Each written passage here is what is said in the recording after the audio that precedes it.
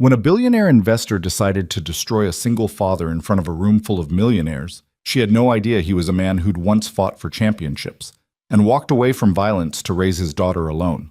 Tonight, she's about to learn that some men can't be broken, no matter how much power you think money gives you.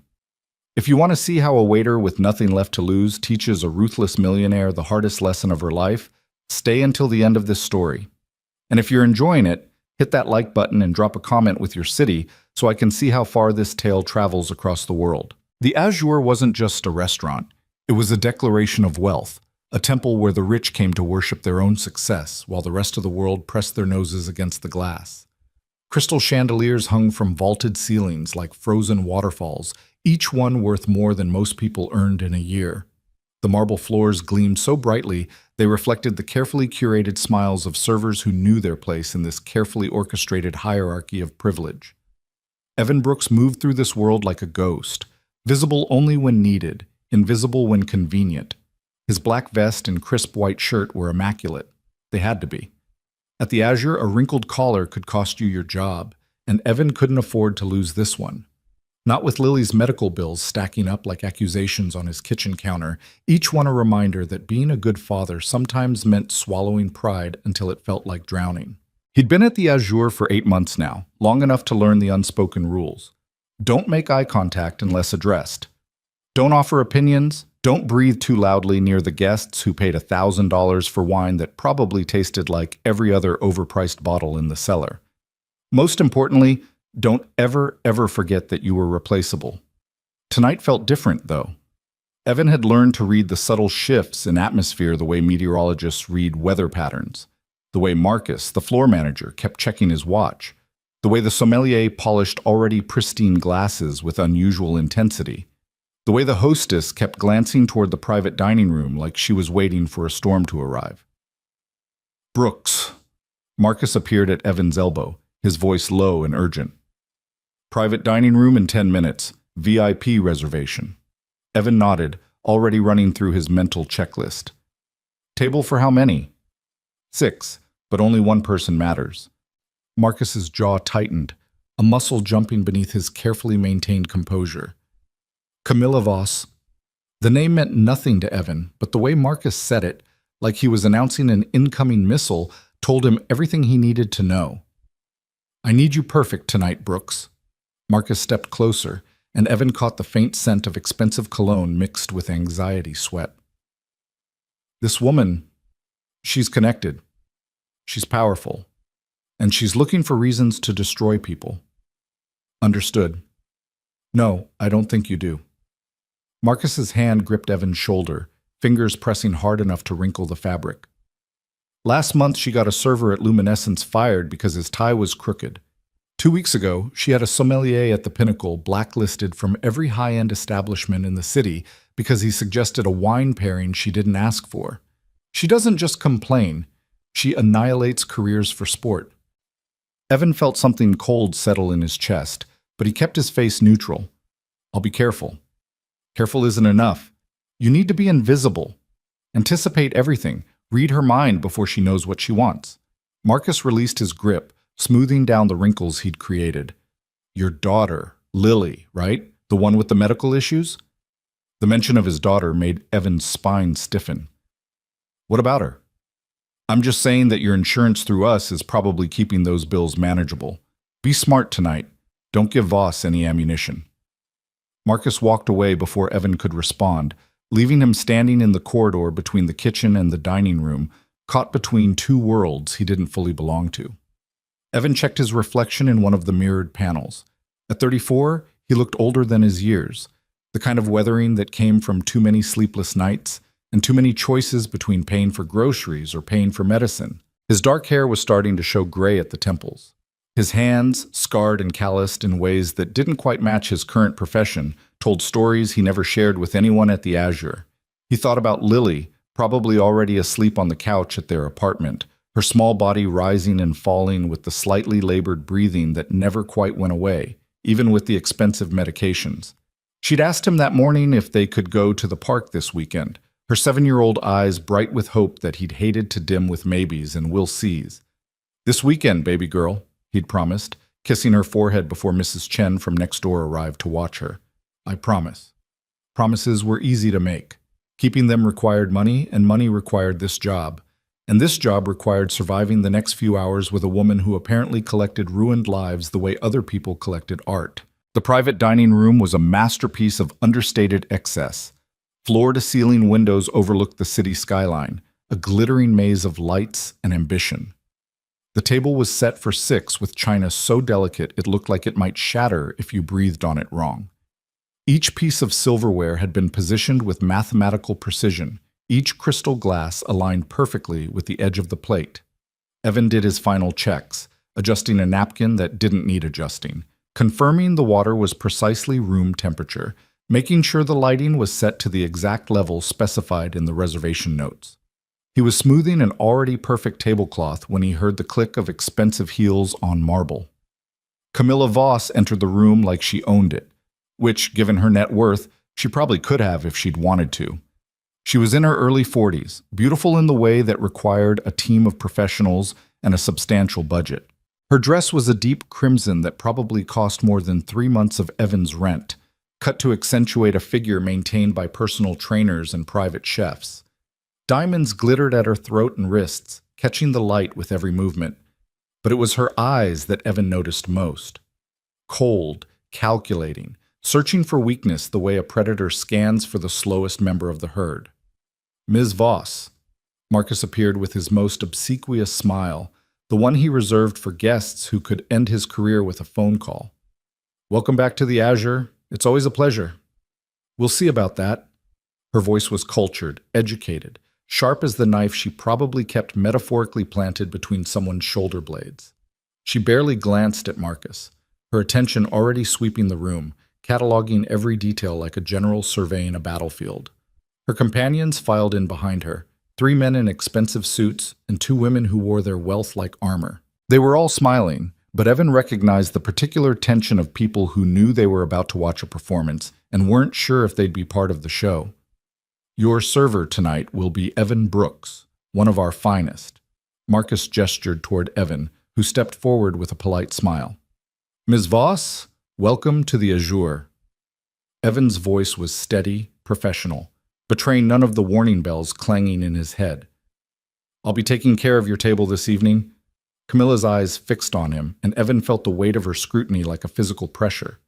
She was looking for something, a flaw, a weakness, an opening. We'll see about that too. She settled into her seat, arranging herself with the precision of someone who knew exactly how she looked from every angle. Bring me your wine list, and don't bother with recommendations. I know more about wine than anyone working in this establishment. Of course, ma'am. Evan retrieved the leather-bound wine list, presenting it with exactly the right amount of deference. Not too submissive, that would read as weakness. Not too casual, that would be disrespect. The perfect balance of professional courtesy that high-end service required. He stepped back, waiting while Camilla made a show of examining the list, her perfectly manicured finger trailing down the pages. Her companions made small talk about market trends and investment opportunities, but Evan could feel the undercurrent of anticipation. They knew something was coming. This is disappointing. Camilla closed the wine list with a sharp snap. Your selection is pedestrian at best. Marcus materialized at Evan's shoulder, his smile never wavering despite the insult. I apologize if our collection doesn't meet your standards, Ms. Voss. We have several rare vintages that aren't listed. Perhaps I could have our sommelier. I don't want your sommelier's opinion. I want the 1996 Chateau Margaux. I assume you have it, despite the inadequacy of your published selection? Of course. Marcus's relief was palpable. Excellent choice. Brooks will retrieve it immediately. Evan headed to the wine cellar, his mind already calculating the cost of the bottle Camilla had ordered. $12,000 for 1 bottle of wine. Enough to cover Lily's medications for 3 months. Enough to finally get ahead on the rent. Enough to stop choosing between electricity and groceries. He pushed the thoughts away. That kind of thinking was dangerous. It led to resentment, and resentment showed on your face, and showing anything on your face was a luxury he couldn't afford. The sommelier helped him select the bottle, handling it with the reverence usually reserved for religious artifacts. She's testing you, he murmured as he wiped the already clean bottle. Voss always starts with the wine. It's her opening move. What's the end game? Depends on her mood. Sometimes she just wants to feel powerful. Sometimes... He trailed off, shaking his head. Just be perfect, Brooks. Be so perfect she can't find a crack. Evan returned to the private dining room carrying the bottle like it was nitroglycerin. He presented it to Camilla, label facing outward, waiting for her approval. She examined it with narrowed eyes, turning the bottle in the light, checking the label, the seal, the level of wine inside. Evan knew the bottle was perfect. The sommelier had confirmed it, but Camilla wasn't looking for perfection. She was looking for ammunition. The temperature is wrong. Evan kept his expression neutral. The wine is stored at 55 degrees, ma'am, which is the optimal temperature for... I didn't ask for a lecture on wine storage. I said the temperature is wrong. Her voice cut across his explanation like a blade. It should be 53 degrees for a vintage of this caliber. Bring me a proper bottle. Marcus stepped in smoothly. Of course, Ms. Voss. We'll have another bottle brought up immediately and ensure it's at precisely the temperature you prefer. The second bottle arrived 10 minutes later. Evan presented it, confirmed the temperature with a thermometer Camilla insisted on seeing, and finally received permission to open it. He performed the ritual with practiced precision, cutting the foil, extracting the cork with a smooth pull that made no sound, wiping the rim, pouring exactly 2 ounces into Camilla's glass for tasting. She swirled it, studied the color against the white tablecloth, sniffed it with the concentration of a chemist analyzing a compound. Then she sipped, held it in her mouth, and finally swallowed. Acceptable. She waved her hand in dismissal. Pour for the table. Evan moved around the table, filling each glass with exactly 4 ounces, enough to appreciate the wine, not so much that it would warm before being consumed. He was finishing the last pour when Camilla spoke again. Your hands are shaking. They weren't. Evan knew they weren't. But he looked down anyway, and in that moment of distraction, Camilla shifted her glass slightly. Not much.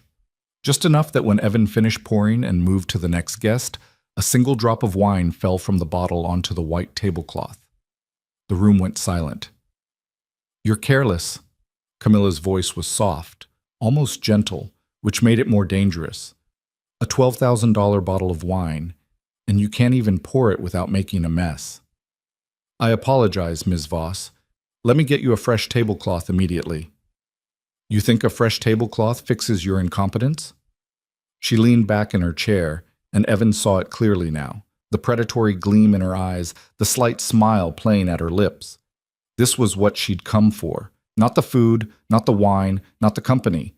This, the hunt, the kill. Tell me something. What kind of server can't perform basic tasks without destroying restaurant property? Camilla, perhaps we should... One of her companions started, but she silenced him with a look. I'm speaking to the help. She turned back to Evan, her smile widening. What's your name again? Evan Brooks, ma'am. Evan Brooks. And how long have you been failing at this job? Evan Brooks? Marcus appeared, his voice soothing. Ms. Voss, I assure you that Mr. Brooks is one of our most experienced servers. This is highly unusual. I'm not talking to you, I'm talking to him. She pointed at Evan like he was an exhibit in a museum. Answer the question. How long have you been incompetent? Evan felt the familiar weight settling onto his shoulders. The same weight he'd felt in other rooms, other situations, when powerful people decided they wanted to see what it took to break him. He thought about Lily, about her inhaler that cost $400 a month, about the insurance card in his wallet that was only valid as long as he kept this job. I've been with the Azure for 8 months, ma'am. I apologize for the spill. It won't happen again. You're right, it won't, because I'm going to make sure you never work in a quality establishment again. She picked up her glass, examining it in the light. This glass has a smudge on it. Did you check these before we arrived? Evan had. He knew he had, but he also knew it didn't matter. I'll bring you a fresh glass immediately. Don't bother, I've lost my appetite. She pushed away from the table, and her companions exchanged glances that mixed relief with disappointment. The show was ending early. The service here has deteriorated significantly since my last visit. Marcus, I'll be speaking to your owner about tonight's disaster. Please, Ms. Voss. Marcus's carefully maintained composure was cracking. Let us make this right. Whatever you need, What I need is staff who can perform basic tasks without supervision. She stood, smoothing her dress. But clearly that's too much to ask from a place that hires people like him. She was walking toward the door when one of her companions, a younger man with the eager eyes of someone trying to impress her, spoke up. "Camilla, you should tell them about the real problem." She paused, turning back with that predatory smile. "You're right, Derek. I should." She fixed her gaze on Evan, and he saw the shift in her expression the moment when she decided to stop playing with her food and go for the kill. "I did some research on the Azure staff after my last visit. Quality control, you understand. And I found something interesting about you, Evan Brooks." The room seemed to contract, all the air sucking toward Camilla like she was a black hole consuming everything around her. "You have a daughter, don't you? 7 years old. Chronic health issues, expensive medications. Single father, struggling to make ends meet." She took a step closer, her heels clicking on the marble like a countdown. "That's why you're here, isn't it? Desperate, willing to work for tips and hope it's enough to keep your little girl breathing." Evan's jaw tightened, but he said nothing. Marcus looked pale, frozen in place, clearly calculating whether intervening would make things better or worse. "That's what I thought." Camilla's voice dripped with satisfaction. "You know what's pathetic? A father who can't even provide basic health care for his child without begging for scraps in a restaurant. A man who has to smile and bow while better people eat, hoping his servitude might earn enough to buy 1 more month of medicine." "That's enough." The words came out of Evan's mouth before he could stop them, low and firm. Camilla's eyes lit up. "Excuse me?" "I said that's enough." Evan met her gaze directly, abandoning the careful deference he'd maintained. "You can insult my work, you can complain about the service, but my daughter is off limits." The room held its breath. Marcus looked like he might faint. The other guests had their phones out now, sensing that something significant was about to happen, not wanting to miss their chance to capture it. Camilla laughed, a sound like breaking glass. "Off limits? You think you get to set limits with me? Do you have any idea who I am?" "Someone who thinks money gives them the right to humiliate strangers for entertainment." "You self-righteous—" She stepped closer, her face flushing with genuine anger now. The mask of icy control was slipping. "I could buy and sell you 1,000 times over. I could make one phone call and ensure you never work anywhere in this city again. I could destroy you with a text message." "Then do it." Evan stood perfectly still, his voice calm despite the adrenaline flooding his system. "Make your call, send your text, but my daughter's name doesn't belong in your mouth." For a moment, Evan thought she might actually back down. Her companions were murmuring warnings. Marcus was edging closer like he might physically intervene, and even Camilla seemed to recognize that she'd pushed into dangerous territory. But then Derek, the young man who'd encouraged her earlier, laughed. "Are you going to let the help talk to you like that?" It was the wrong thing to say. Evan saw the shift in Camilla's expression, the way her anger crystallized into something harder and more focused. She'd been playing a game, enjoying the power dynamic. Now it was personal. "You want to protect your daughter." Camilla's voice went soft again, which Evan had learned meant she was most dangerous. "Then maybe you should have made better choices. Maybe you should have gotten a real job instead of carrying plates for people who actually matter. Maybe you should have been a better man so your child wouldn't be suffering because of your failures." The words hit like physical blows, each one carefully aimed at the doubts that kept Evan awake at night.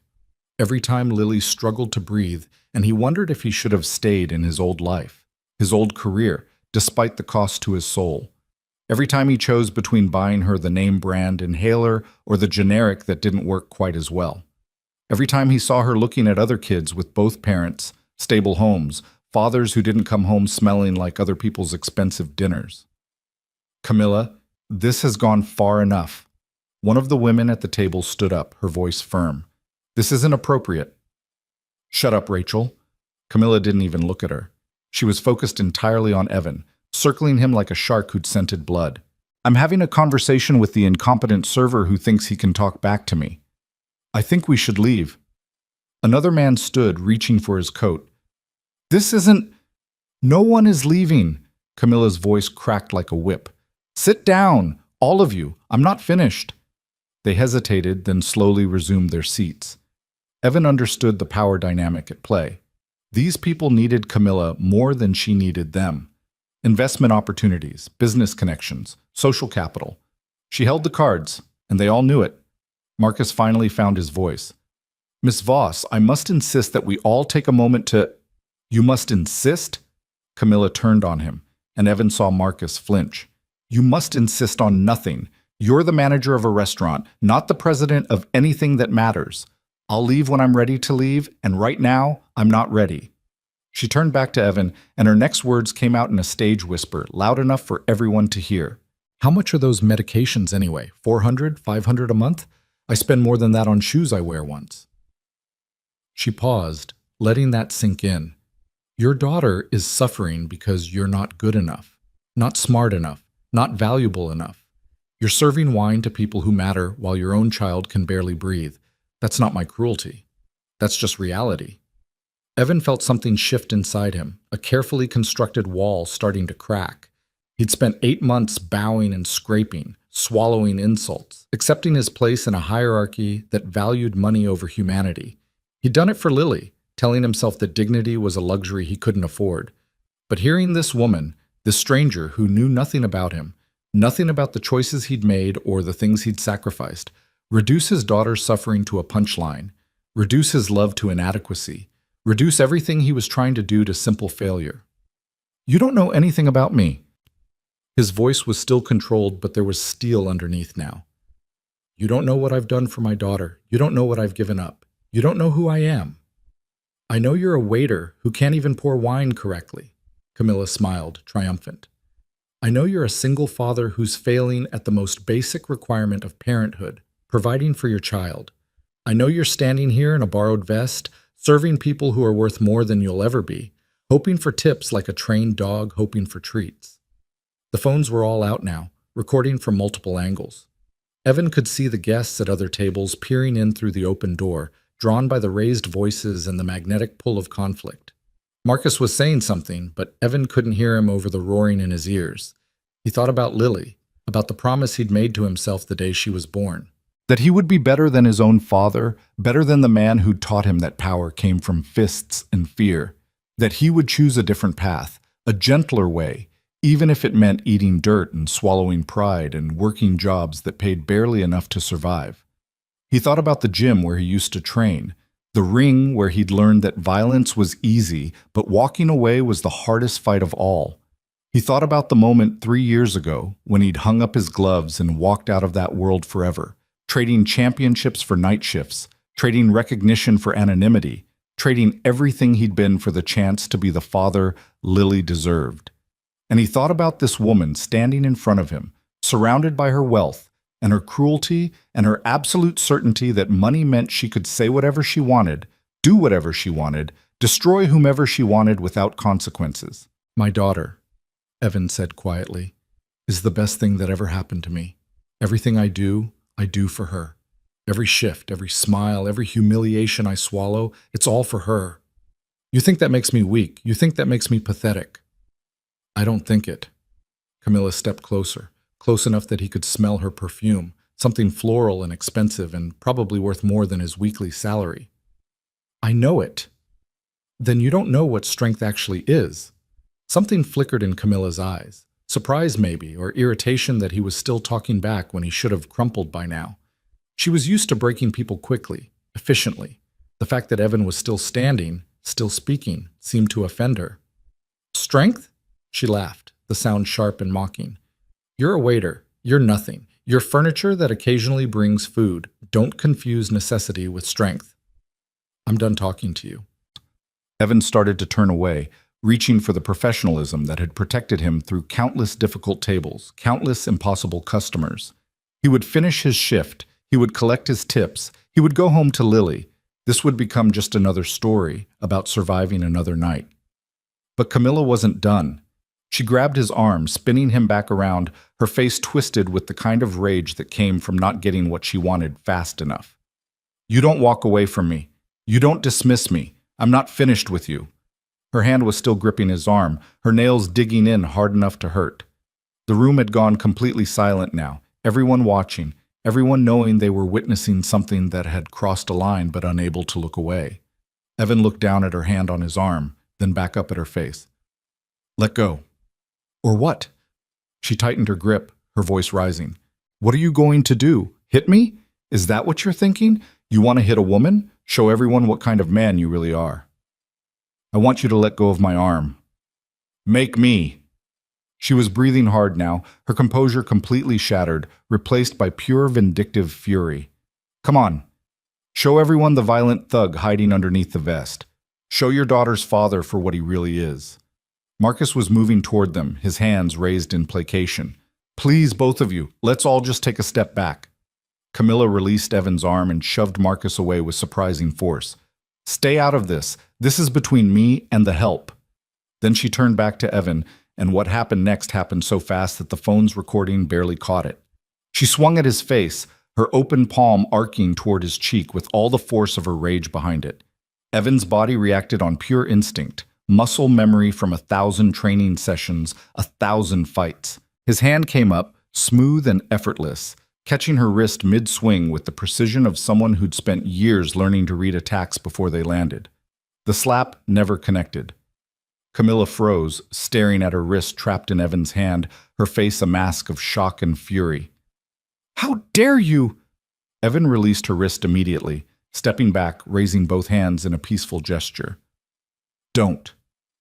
But Camilla was beyond reason now. She'd tried to hit him and failed, humiliated herself in front of her companions, and the only way to salvage the situation was to escalate. She lunged at him, shoving both hands against his chest, trying to knock him backward. Evan didn't move. He absorbed the shove, his feet planted, his center of gravity low and stable. Years of training had taught him how to take impact, how to stay balanced, how to remain calm when someone was trying to hurt you. Camilla hit him again and again, each shove more desperate than the last. Fight back! Defend yourself! Hit me! No. Evan's voice was calm, almost gentle. I'm not going to fight you. The phones captured everything, Camilla attacking, Evan standing motionless, absorbing every hit without retaliating. Her expensive dress was disheveled now, her perfectly styled hair coming loose, her makeup starting to run from sweat and exertion. She looked nothing like the composed billionaire who'd walked into the restaurant an hour ago. She kicked at him, her designer heel connecting with his shin hard enough to make him wince. Still, Evan didn't fight back. He just stood there, his hands at his sides, his expression calm, waiting for her fury to burn itself out. You coward! Camilla screamed, her voice raw.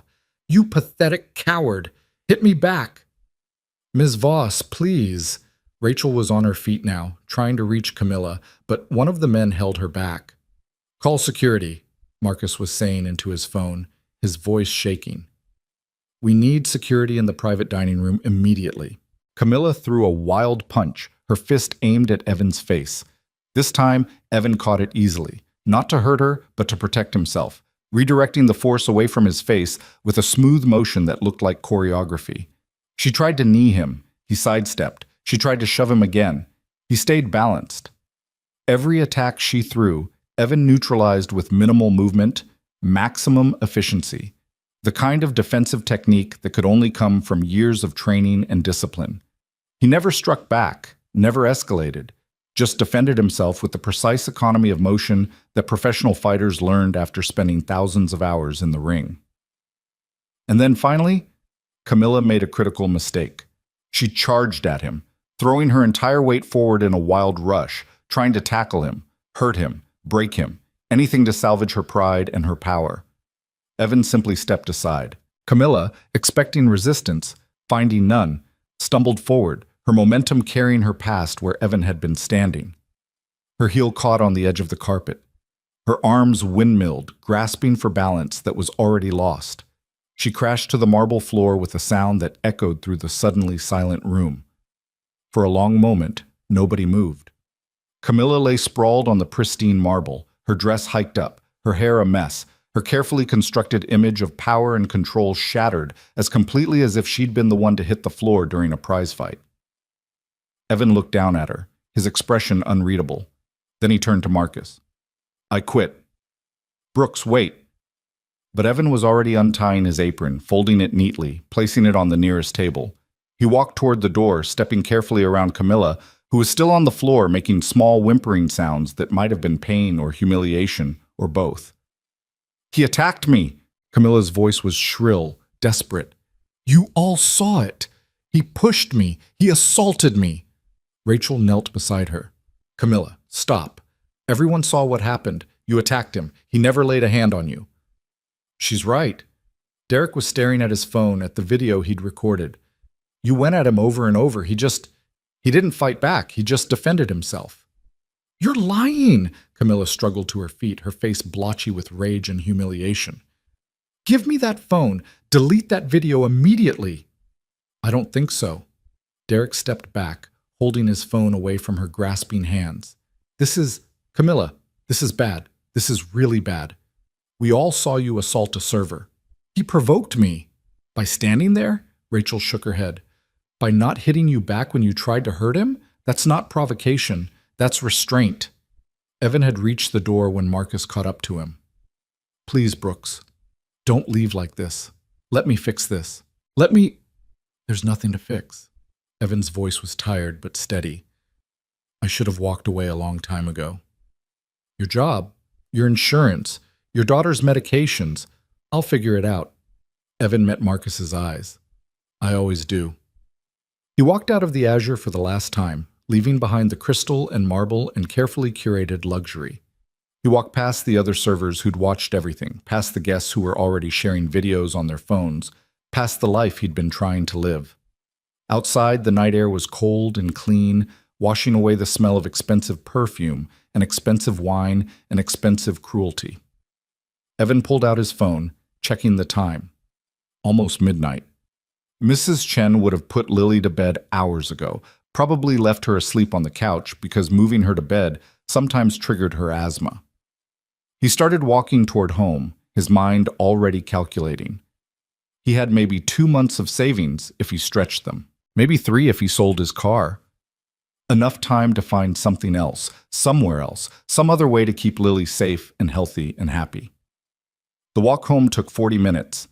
He used the time to decompress, to let the adrenaline fade, to think about everything that had happened and everything it meant. By the time he climbed the stairs to his third-floor apartment, he felt hollowed out but strangely peaceful. Mrs. Chen opened the door before he could get his keys out. "Oh, good, you're home. Lily's been asleep for hours. She asked about you before bed, wanted to know if you'd still be taking her to the park tomorrow." "Tomorrow," Evan confirmed, the word feeling like an anchor. "I promised." Mrs. Chen studied his face with the frank assessment of someone who'd known him since he moved in 3 years ago. "Rough night?" "You could say that." "You need to talk about it?" "I need to see my daughter." Mrs. Chen nodded, gathering her things. "She's on the couch. Breathing was a little rough earlier, but I gave her the inhaler at 8 like you showed me. She settled right down." Evan paid her for the night, adding an extra 20 he couldn't really afford because Mrs. Chen never charged enough for the peace of mind she provided. After she left, he locked the door and walked quietly to the living room. Lily was curled up on the couch, exactly where Mrs. Chen had said she'd be. Her chest rose and fell with that slight wheeze that was both better than it used to be and worse than it should be. Her stuffed rabbit was clutched in one small hand. Her dark hair, so much like his own, spread across the pillow in tangled waves. Evan sat on the edge of the couch, careful not to wake her, and watched his daughter breathe. This was what mattered. Not the Azure, not Camilla Voss, not the job he'd just lost or the uncertain future that waited for them. Just this, just her. Just the promise that he would keep finding ways to be better, to do better, to give her the life she deserved. "Hey, baby girl," he whispered, brushing a strand of hair from her face. "Daddy's home." Lily stirred, her eyes fluttering open. "Daddy?" "Right here." She smiled, that sleepy 7-year-old smile that made everything else fade away. "Park tomorrow?" "Park tomorrow," he confirmed. "I promise." "'Kay." She yawned, already sinking back into sleep. "Love you, Daddy." "Love you too, Lily, more than anything." She was asleep again within seconds, her breathing evening out, her small body relaxed in the safety of home. Evan sat with her for a long time, listening to her breathe, thinking about all the ways his life had just changed and all the ways it would stay exactly the same. He'd lost a job tonight. He'd walked away from steady income and reliable insurance and the illusion of stability. But he'd kept something more important: his dignity, his principles, his refusal to be broken by people who thought money made them gods. His phone buzzed in his pocket. He pulled it out, expecting maybe a text from Marcus asking him to reconsider, but instead found dozens of notifications. Twitter, Instagram, Facebook, his name trending alongside video clips labeled with phrases like "waiter defending himself" and "billionaire attacks restaurant worker," and "this is why we eat the rich." The videos from the private dining room had already gone viral. Evan watched one, seeing himself through the lens of strangers' phones, calm, controlled, absorbing Camilla's attacks without retaliating, stepping aside at the last moment and letting her momentum carry her to the floor. The comments were overwhelmingly supportive, angry on his behalf, calling Camilla every variation of terrible that the internet could imagine. One comment caught his eye. "Those moves, though. Guy moves like a fighter. Someone track him down." Evan turned off his phone and set it on the table. Whatever happened next would happen. Right now, he was home with his daughter, and tomorrow they were going to the park. And that was enough. He carefully lifted Lily from the couch, carrying her to her bedroom, tucking her into bed properly. She didn't wake up, just made a small, satisfied sound and burrowed deeper into her blankets. He placed her rabbit beside her, kissed her forehead, and stood watching her sleep for another long moment. Then he went to his own room, too tired to think about consequences or futures or the videos spreading across the internet like wildfire. He fell asleep thinking about the park, about Lily's laughter, about the promise he'd made and the promise he'd keep. Tomorrow would bring what it brought.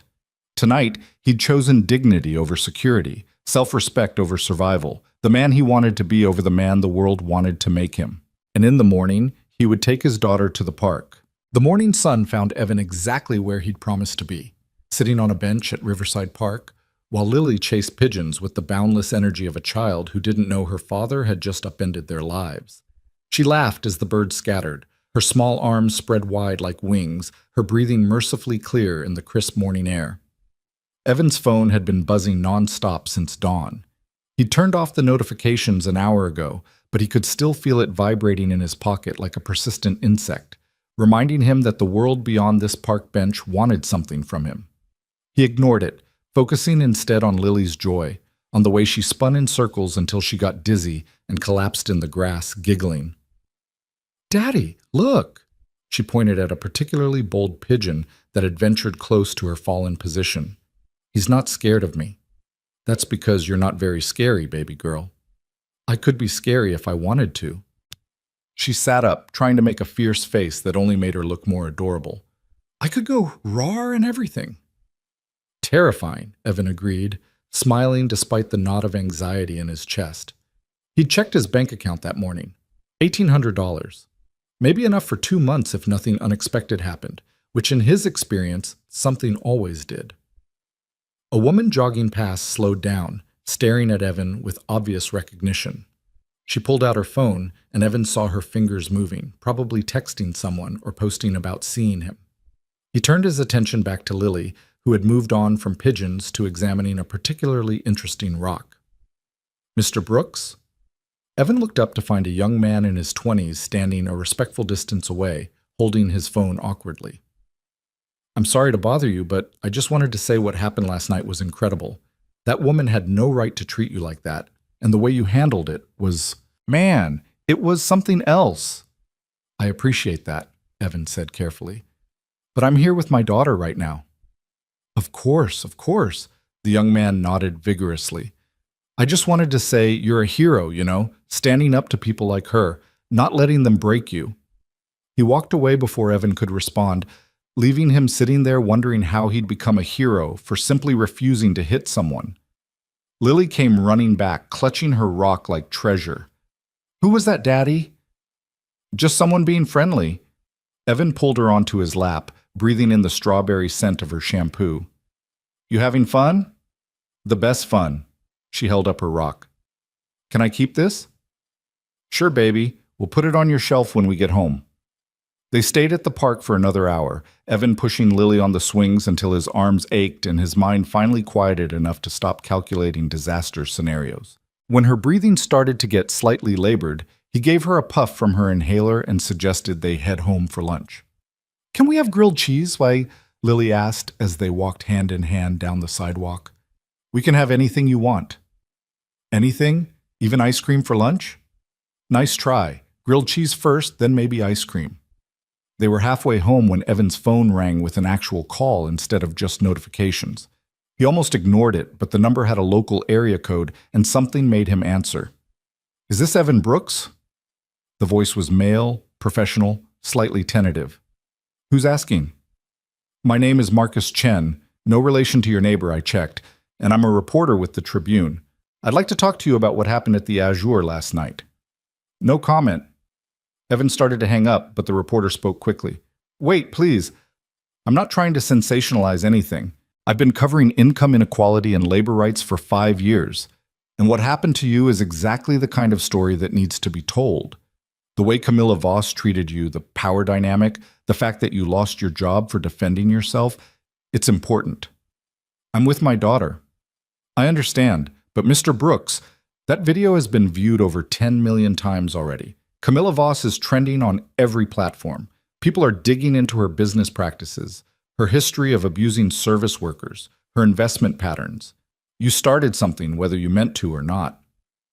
Evan looked down at Lily, who was examining another rock she'd found on the sidewalk.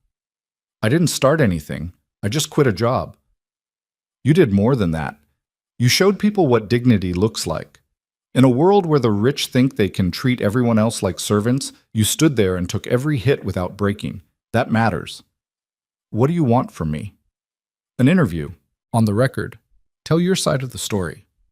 Let people know who Evan Brooks really is, not just the waiter in the video." "I don't think that's a good idea." "Think about it," Marcus Chen said. "My number's on your phone now. If you change your mind, call me anytime." After he hung up, Evan found 3 more voicemails from other reporters, 2 from numbers claiming to be talent agencies, and 1 from someone offering to be his lawyer if he wanted to sue Camilla Voss. He deleted them all and focused on getting Lily home safely. Their apartment building looked the same as it always did, slightly shabby but clean, the kind of place where working families made do and looked out for each other. Mrs. Chen was sweeping the front steps, and she looked up with concern when she saw them approaching. "Evan, dear, you have visitors. They've been waiting for about an hour." "Visitors?" Evan's hand instinctively tightened on Lily's. "Who?" "2 men. They said they were friends from your old gym. I told them to wait in the lobby." Mrs. Chen lowered her voice. "They seem nice enough, but I thought you should know before you go up." Evan's stomach clenched. His old gym. That meant people from his past, from the life he'd left behind when Lily was born. He hadn't been to Iron Mountain Gym in 3 years, hadn't talked to anyone from that world except for a few text messages that eventually stopped coming. "Can you watch Lily for a few minutes?" "Of course." Mrs. Chen held out her hand and Lily took it willingly. "Come on, sweet girl. Let's see if we can find some cookies while your daddy talks to his friends." Evan entered the lobby to find 2 men sitting on the worn couch near the mailboxes. He recognized them immediately, even though they looked older, more weathered. Tommy Rodriguez, who'd been a welterweight contender before a shoulder injury ended his career, and David Kim, who'd trained fighters at Iron Mountain for 20 years and could read a person's fighting style from the way they walked across a room. "Evan Brooks?" Tommy stood up, grinning. "Man, it's been too long." "What are you guys doing here?" Evan didn't move from the doorway, keeping his body language neutral. David stood more slowly, his sharp eyes taking in everything. Evan's stance, his tension, the way he'd positioned himself between them and the exit. "We saw the video. Everyone saw the video. You know how many people called the gym this morning asking if that was really you?" "I don't fight anymore." "We know that." Tommy's smile faded into something more serious. "We've known that for 3 years, but Evan, the way you moved last night, the defensive technique, the balance, the control, you can't buy that in some weekend self-defense class. That's professional training. That's years of discipline." "So what?" "So people are asking questions. David crossed his arms, and Evan recognized the posture from hundreds of training sessions. The coach about to deliver hard truth. Questions about who you were before you became a waiter. Questions about why a guy with those skills is working for minimum wage and tips. Those aren't anyone's business. Maybe not. But Evan, do you know what people are saying about you online? They're calling you a hero. They're calling you an inspiration. Working class guy standing up to billionaire abuse. Single father doing whatever it takes for his kid. The whole world is watching you right now. I don't want the world watching me. Evan's voice hardened. I want to take care of my daughter and be left alone. Tommy and David exchanged glances, some unspoken communication passing between them. Finally, Tommy spoke. What if we could help with that? Taking care of your daughter. I don't need charity. Not charity. A job. David pulled out his phone, showing Evan a picture of Iron Mountain Gym. It looked different from how Evan remembered. Bigger, newer, with professional signage and what looked like an expanded facility. The gym's grown since you left. We've got contracts with 3 different promotions now. We're training Olympic hopefuls, and we just opened a youth program that's already oversubscribed. Good for you. We need trainers, Evan. Good ones. People who understand technique, who can teach discipline and control, who know what it means to fight and when it's better to walk away. David met his eyes directly. People like you. I told you, I don't fight anymore. We're not asking you to fight. We're asking you to teach. Pass on what you know to the next generation. Work normal hours, get proper benefits, have health insurance that actually covers your daughter's medications without you having to choose between prescriptions and groceries. The offer hung in the air between them, tempting and terrifying in equal measure. Evan thought about Lily's medical bills, about the dwindling balance in his bank account, about the dozens of job applications he'd have to submit starting tomorrow, with the knowledge that viral video guy who quit the Azure wasn't exactly a selling point on a resume. What's the catch? No catch. Tommy shrugged. You teach our fighters, share your knowledge, help us build something good. We pay you a fair wage with full benefits. You get to be home for dinner with your kid instead of working until midnight serving wine to people who treat you like furniture. And if I say no, then we wish you luck and leave you alone. David put his phone away. But Evan, I've been training fighters for 2 decades, and I've never seen anyone move the way you moved in that video. You've got something special, not just the skills, but the restraint, the discipline. That's rare. That's valuable. And right now you need money, and we need someone like you. Seems like maybe the universe is trying to tell you something. Evan wanted to say no. Every instinct told him that going back to that world, even as a trainer, was dangerous. It meant reconnecting with the person he used to be, the fighter who'd learned to solve problems with violence before learning there were better ways. It meant Lily seeing that side of him, the side he'd worked so hard to leave behind. But it also meant insurance. Stable income. The ability to afford her medications without choosing between generic and name brand, without calculating whether they could afford the emergency room if she had a bad attack. It meant not having to smile and bow and swallow humiliation from people who thought tipping 20% made them generous. I need to think about it. Fair enough? David pulled out a business card, handing it to Evan. This is my direct line. Call me when you decide. But Evan, don't take too long. The world's watching you right now, and opportunities like this don't usually wait around. After they left, Evan stood in the empty lobby holding the business card like it might explode. Iron Mountain Gym. He could picture it perfectly. The smell of sweat and leather, the sound of fists hitting bags, the particular energy of a place where people push themselves past their limits every single day. He could also picture himself there, teaching young fighters the things he'd learned. Not just how to throw a punch, but when not to. Not just how to win, but how to know which fights weren't worth having. Maybe that wouldn't be so bad. Maybe that would even be good. His phone buzzed again, and this time Evan checked it. The screen was flooded with notifications, Twitter mentions, Instagram tags, Facebook friend requests from people he'd never met. He scrolled through them with growing disbelief.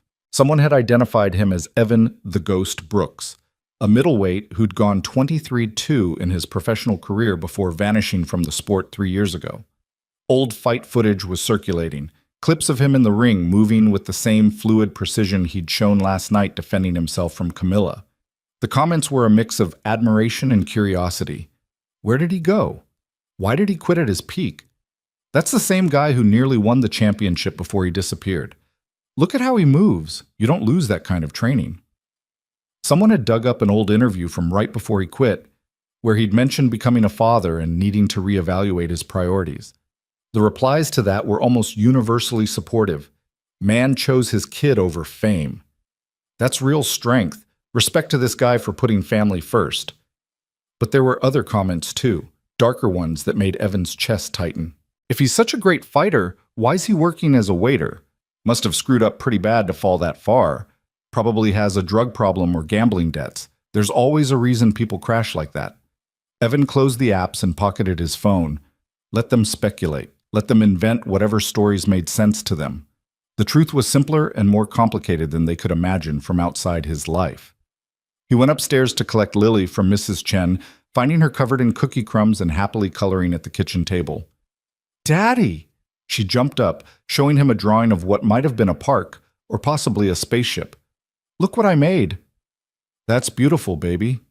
He kissed the top of her head, breathing in that strawberry shampoo smell that meant safety and home. "Ready to go make some grilled cheese?" They spent the afternoon in comfortable routine. Lunch, then Lily's quiet time while Evan did laundry and tried not to think about his empty future. Then an hour of coloring together at their scratched kitchen table. Lily chattered about the pigeons and the rocks and whether they could get a pet rabbit like her stuffed one, and Evan made encouraging sounds while his mind churned through possibilities. He could take the gym job.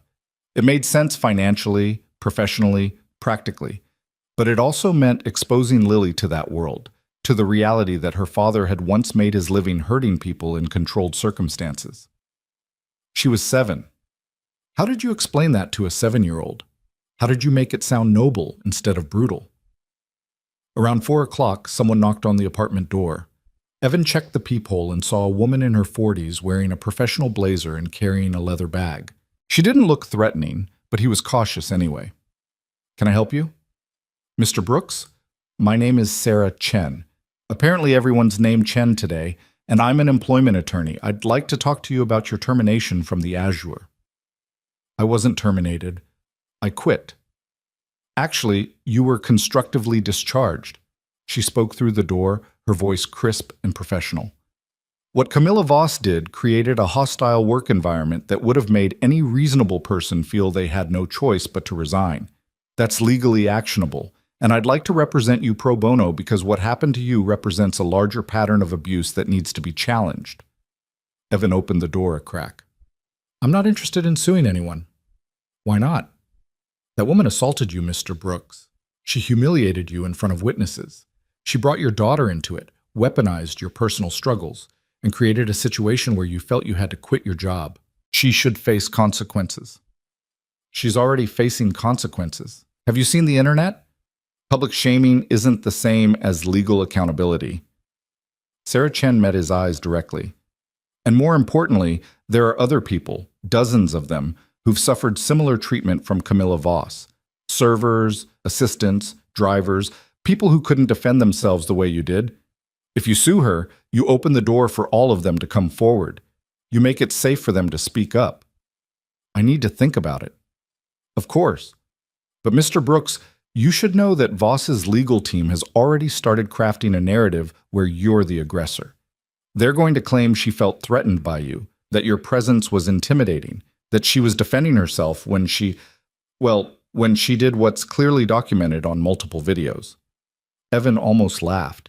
"You think anyone's going to believe that?" "I think rich people with expensive lawyers can make people believe a lot of things. And I think if you don't get ahead of this, you might find yourself facing assault charges because Camilla Voss doesn't like being humiliated and has the resources to rewrite reality." That stopped him. He thought about Lily, about what would happen if he ended up in legal trouble, if child services got involved, if his daughter ended up in the system because some billionaire wanted revenge for her public embarrassment. "Give me your card. I'll call you if I decide to move forward." Sarah Chen handed him a business card, then hesitated. "Can I ask you something, Mr. Brooks? Why did you walk away from fighting? You were good, really good. You could have been champion. Because I had something more important to fight for. She smiled at that, a genuine expression that softened her professional demeanor. Your daughter's lucky to have you. Think about what I said.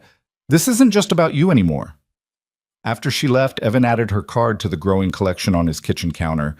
The reporter, the gym, the lawyer, all of them wanting something from him. All of them convinced he was part of some larger narrative he'd never intended to join. That evening, while Lily watched cartoons in the living room, Evan finally sat down and went through his phone properly.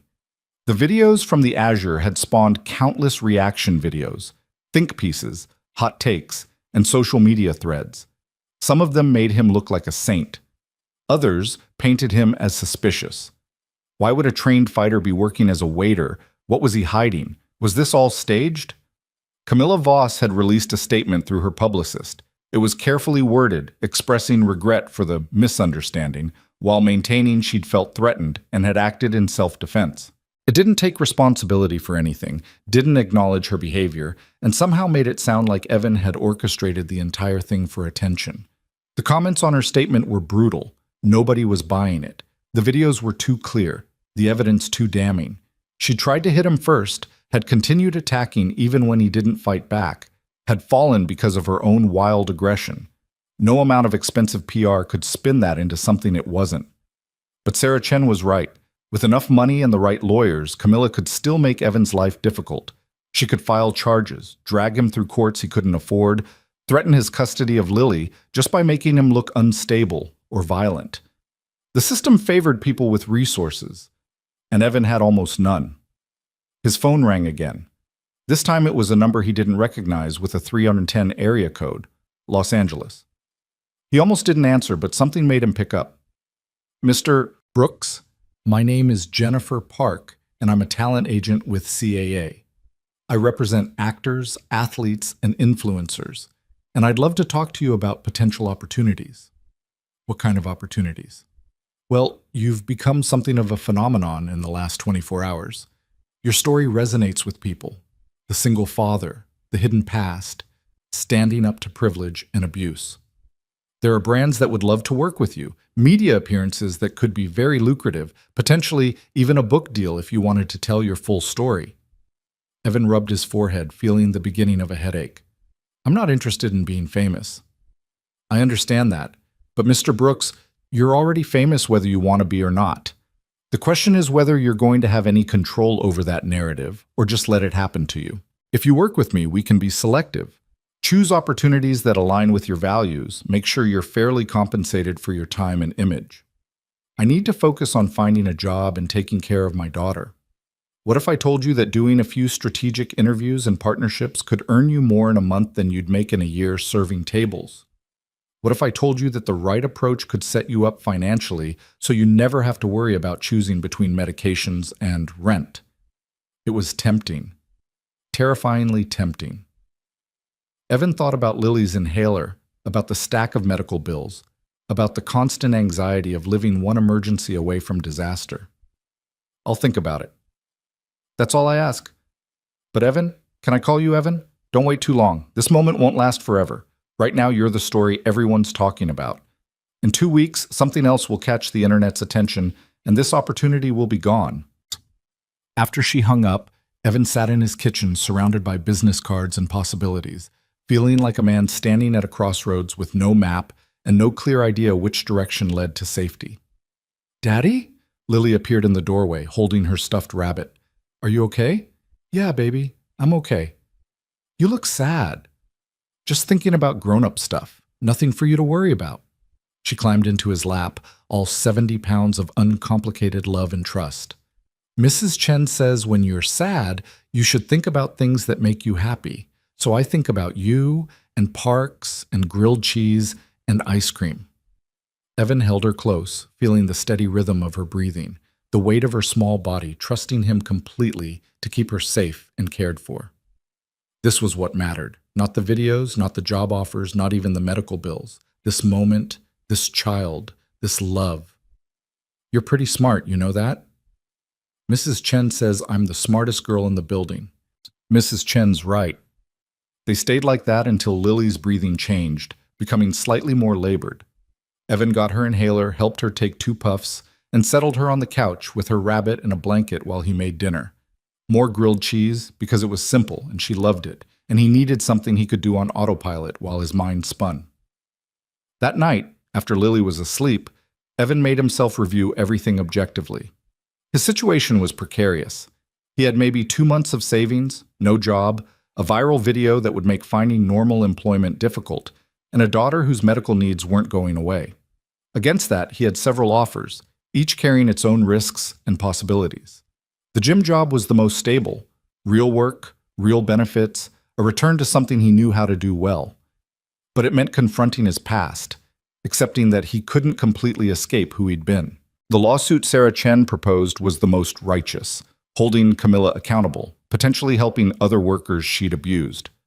But it also meant months of legal proceedings, public testimony, reliving the humiliation. The media opportunities Jennifer Park described were the most lucrative: quick money, financial security, a way to leverage his 15 minutes of fame into something lasting. But it also meant becoming a public figure, exposing himself and Lily to scrutiny they'd never asked for. Or he could reject all of it, find some quiet job somewhere, let the viral moment fade, return to the anonymous struggle of making ends meet and hoping it was enough. Each option had a cost. Each one required him to give up something: privacy, peace, principles, or the past he'd worked so hard to leave behind. There was no clean choice, no obviously right path. Around midnight, unable to sleep, Evan went to check on Lily one more time. She was sprawled across her bed, her breathing steady, her face peaceful in sleep. On her shelf was the rock from the park, placed carefully beside her other treasures: a pine cone, a pretty piece of glass, a drawing she'd made of the 2 of them holding hands. Simple things. Free things. The kind of treasures you collected when you didn't have money to buy what mattered, so you found meaning in what the world offered freely. Evan thought about the man he'd been 3 years ago, the fighter who'd walked away from a championship bout because his girlfriend was 7 months pregnant and had chosen drugs over the baby they'd made together. He'd held Lily for the first time in a hospital room that smelled like antiseptic and broken promises, and he'd made a decision that changed everything. He'd chosen her over everything else, over fame, over money, over the only thing he'd ever been truly good at. And he'd built a life from nothing, working whatever jobs he could find, learning to be a father through trial and error, discovering that love was both simpler and more complicated than he'd ever imagined. That man, the one who'd walked away from everything to be present for his daughter, he was still here, still making choices based on what she needed, rather than what was easy or profitable or sensible by the world's standards. Evan pulled out his phone and looked at David Kim's business card. The gym was honest work. It was using his skills for something positive, teaching instead of fighting, building something instead of just surviving. It wouldn't make him rich or famous, but it would let him provide for Lily while staying true to the person he'd worked so hard to become. He sent a text before he could second-guess himself. "This is Evan Brooks. I'd like to talk about the training position. When can we meet?" The response came within minutes. "Tomorrow afternoon, 2 o'clock at the gym. We'll be waiting." Evan set his phone down and went to bed, feeling something like peace settle over him for the first time in 24 hours. He still didn't know what would happen with Camilla's lawyers, with the viral videos, with all the attention he'd never wanted. But he knew his next step, and sometimes that was enough. In the darkness of his room, listening to the distant sounds of the city and his daughter's breathing from the next room, Evan Brooks closed his eyes and let himself believe that maybe, just maybe, everything would work out. Tomorrow he'd go to the gym. Tomorrow he'd start rebuilding. Tomorrow he'd prove that you could choose dignity without choosing poverty, that standing up for yourself didn't mean standing alone, that the world might be harsh and unfair, but it still had space for people who refused to be broken. Tomorrow. But tonight, he slept. Morning arrived with Lily jumping on Evan's bed at 7:30, completely oblivious to the fact that her father had barely slept. She was excited about something she'd dreamed, a rabbit that could fly, apparently, and wanted to tell him every detail while he tried to convince his brain to wake up enough to make breakfast. And then the rabbit went up, up, up into the clouds. "And I went with him, Daddy. and we could see everything from up there. We could see our building and the park and everything. That sounds amazing, baby.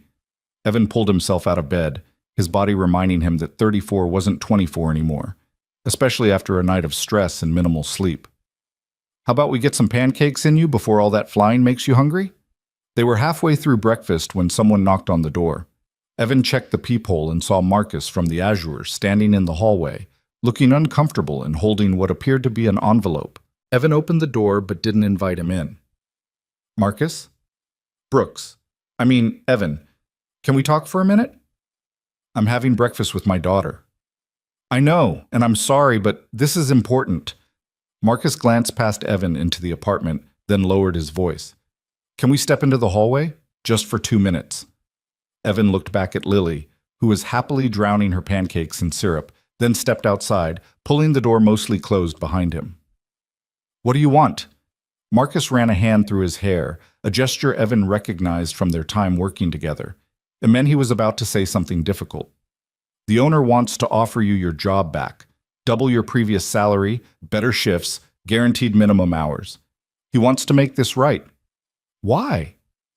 Because the Azure is getting destroyed in the press. We've had 24 reservations canceled since yesterday. People are protesting outside. Someone threw a brick through the front window this morning with a note that said, "Eat the rich." The owner thinks if you come back, if we make a public statement about valuing our employees and treating them with respect, we can salvage the situation. Evan almost laughed. So I'm supposed to save your reputation? I know how it sounds. Marcus held up the envelope. But he's serious about making this right. This is a contract, real money, job security. And Evan, he's willing to ban Camilla Voss from the restaurant permanently. No more VIPs who think they can treat staff like garbage. We're implementing new policies, new training, the whole thing. And all I have to do is come back and pretend nothing happened. Not pretend. We'd acknowledge what happened, make it clear that we're changing, that you're part of that change. You'd be helping other servers, Evan, setting a precedent that this kind of abuse won't be tolerated. It was a good offer. Evan could see that objectively. Double his salary would mean real breathing room, enough to cover Lily's medications and start saving for emergencies. Job security meant not waking up every day wondering how long they could make it before disaster struck. But it also meant going back to a place that had let Camilla Voss terrorize him, that had only found principles after the internet forced their hand. It meant being a symbol instead of a person, trotted out whenever the Azure needed to prove they'd changed. I can't. Evan, think about this. I already have a job lined up. Thanks for the offer, but I'm done with the restaurant industry. Marcus looked genuinely disappointed, which was almost touching. Can I ask where you're going? Iron Mountain Gym. I'm going to train fighters. Understanding dawned on Marcus's face. You're going back to what you were, the ghost. That's really you, isn't it? The fighter who disappeared? That was a different person in a different life. Maybe. But Evan, the Azure's offer would be safer, more stable. Training fighters, getting back into that world. It's risky. What if it doesn't work out? Then I'll figure something else out. I always do. Evan reached for the door handle. Tell your boss I appreciate the offer, but some things aren't worth the money. He's going to offer more, whatever you need. It's not about money, Marcus. It's about dignity, about not selling yourself back to people who only valued you once you became inconvenient to ignore. You understand that? Marcus nodded slowly. Yeah, I think I do. He handed Evan the envelope anyway. Take this. Read it over. The offer's good for a week if you change your mind. After Marcus left, Evan dropped the envelope on the kitchen counter without opening it and returned to breakfast. Lily had finished her pancakes and was now building a tower out of her remaining syrup, which was absolutely not what syrup was for, but looked like it was bringing her joy. Who was that, Daddy? Someone from my old job. They wanted me to come back. Are you going back? Nope. I've got something better lined up. Better than serving fancy wine to mean people? Evan smiled. Much better than that, baby girl. The morning passed in the comfortable rhythm they'd established. Lily played while Evan cleaned up and did laundry and tried not to think too hard about the afternoon ahead. Around noon, Mrs. Chen knocked to say she'd watch Lily during his meeting at the gym, and Evan found himself grateful once again for neighbors who looked out for each other. "You nervous?" Mrs. Chen asked as she settled into their living room with a book and her knitting. "A little." "Don't be. You're good at what you do. They'd be lucky to have you." The word settled something in Evan's chest. Mrs. Chen had known him for 3 years, had watched him struggle and persevere, had seen him at his worst and never once judged. If she thought he could do this, maybe he actually could. Iron Mountain Gym was in a part of the city Evan hadn't visited in years, a neighborhood that had gentrified just enough to get expensive coffee shops, but not enough to lose its working-class character. The gym itself occupied the ground floor of an old brick building, its windows covered with posters advertising upcoming fights and training programs. Evan stood outside for a moment, watching people come and go, young fighters with gym bags, older trainers with weathered faces, teenagers who looked like they were trying to find something to believe in. This was a different world from the Azure's crystal chandeliers and marble floors, but it felt more real, more honest, more like a place where effort actually mattered. David Kim was waiting just inside the entrance, and his face broke into a genuine smile when he saw Evan. "You came. I wasn't completely sure you would." "I said I would." "You did. Come on, let me give you the tour." The gym had changed significantly since Evan's time there. The main training floor was bigger, with new equipment and better lighting. There were separate areas for different types of training, bags and speed balls, a full-size ring, matted areas for grappling and groundwork. Everything was clean and well-maintained, professional in a way that spoke to serious investment and serious commitment. "We've got about 60 active fighters now," David explained as they walked. "Range from amateurs just starting out to professionals ranked in their divisions. Plus, we've got the youth program. That's what we really need help with." "Youth program?"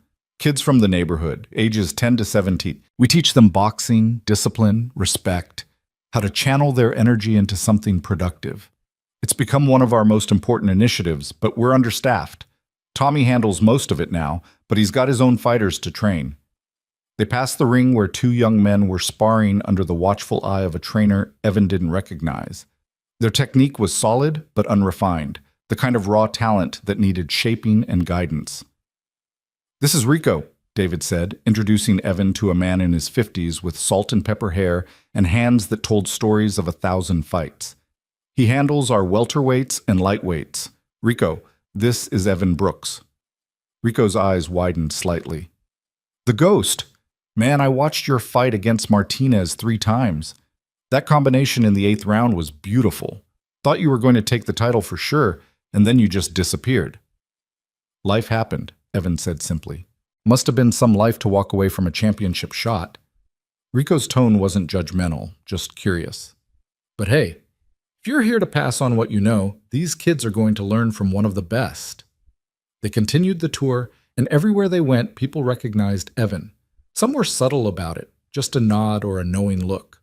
Others were more direct, coming up to shake his hand, tell him they'd watched his fights, ask where he'd been.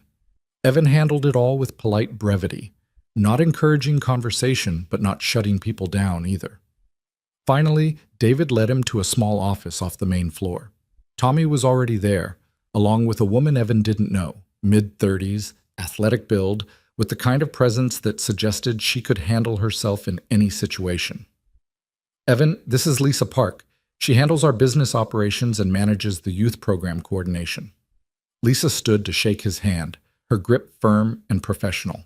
"I've been following your story since the video went viral. What you did took real courage. I just didn't hit someone who was trying to hit me. That's not courage, that's common sense. In a room full of people who could have intervened and didn't, who watched her humiliate you and did nothing, I'd call that courage." Lisa gestured to a chair. "Sit. Let's talk about what we're offering and what we need from you." The conversation that followed was refreshingly straightforward. The gym needed trainers for both their professional fighters and their youth program.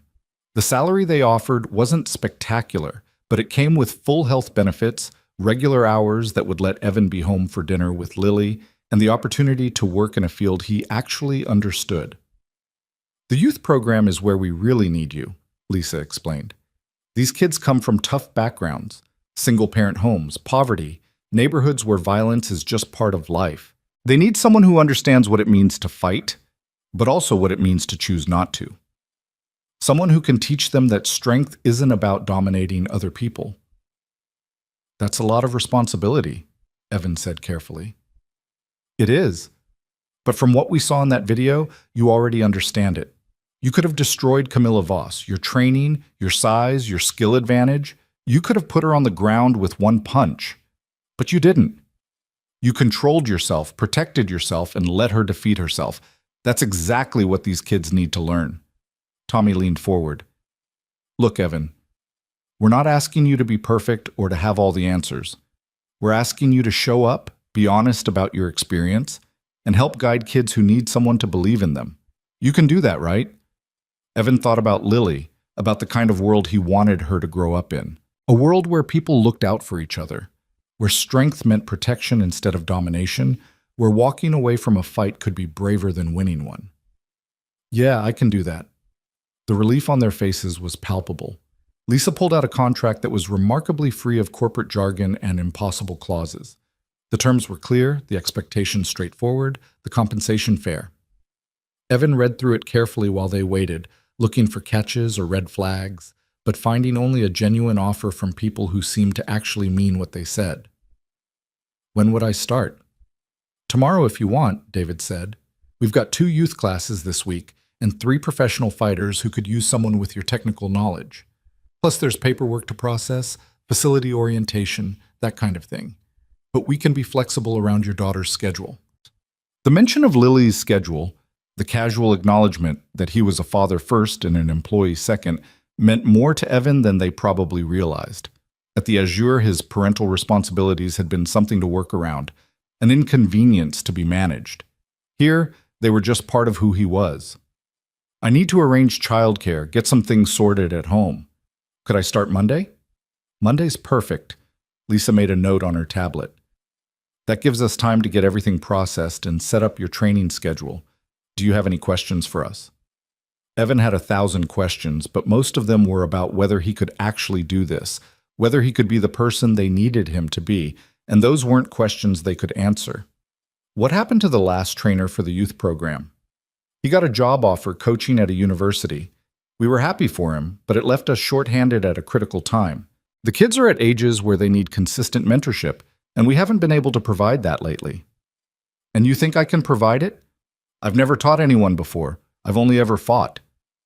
You've taught your daughter, Tommy said quietly.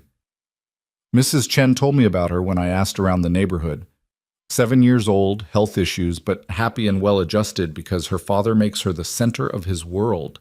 That's teaching, Evan. That's showing someone how to live with grace even when life is hard. Evan felt something catch in his throat. He hadn't expected them to research him, to talk to his neighbors, to care about more than just his fighting credentials. Mrs. Chen talks too much. Mrs. Chen thinks you're a good man who got dealt a rough hand and is playing it better than most people would. We tend to agree. David stood, offering his hand. So what do you say? You ready to join Iron Mountain? Evan stood and shook his hand, feeling the weight of the decision settle onto his shoulders alongside something that felt almost like hope. Yeah, I'm ready. The walk back to his apartment took him past familiar landmarks. The bodega where he bought Lily's favorite snacks, the laundromat where they did their clothes every Sunday, the park where they'd been just yesterday. This was his neighborhood, his world, the life he'd built from nothing. And now, maybe, it was going to get a little easier. Mrs. Chen looked up from her knitting when Evan came to collect Lily. Well, how did it go? I got the job. Start Monday. I knew you would. She beamed at him like a proud grandmother. Lily was an angel, by the way. We played 3 games of Go Fish, and she won every single one. I think she might be cheating, but I can't prove it. Lily appeared from the kitchen with cookie crumbs on her face and complete innocence in her eyes. I'm really good at Go Fish, Daddy. Mrs. Chen says I'm a natural. I bet you are. Evan scooped her up, suddenly overwhelmed with gratitude for the small person who'd given him a reason to keep trying when everything else felt impossible. Thank Mrs. Chen for watching you. Thank you, Mrs. Chen. Anytime, sweet girl. And Evan? Mrs. Chen's expression turned serious. I'm proud of you for standing up to that awful woman, for finding a better job, for being the kind of father that little girl deserves. Your daughter is lucky to have you. The words hit deeper than Evan expected. He managed a quiet thank you before heading upstairs, Lily chattering about her Go Fish victories and asking if they could have spaghetti for dinner. That evening, while Lily colored at the kitchen table and Evan cooked pasta, his phone rang with an unknown number. He almost didn't answer, but something made him pick up. Mr. Brooks, this is Detective Sarah Martinez with the City Police Department. I'd like to talk to you about an incident at the Azure restaurant. Evan's stomach dropped. What about it? Camilla Voss has filed a complaint alleging assault. I've reviewed the video evidence and witness statements, and I want to assure you that we're not pursuing charges against you. However, I do need to take your official statement for our records. Would you be available to come to the station tomorrow morning? Am I being charged with anything?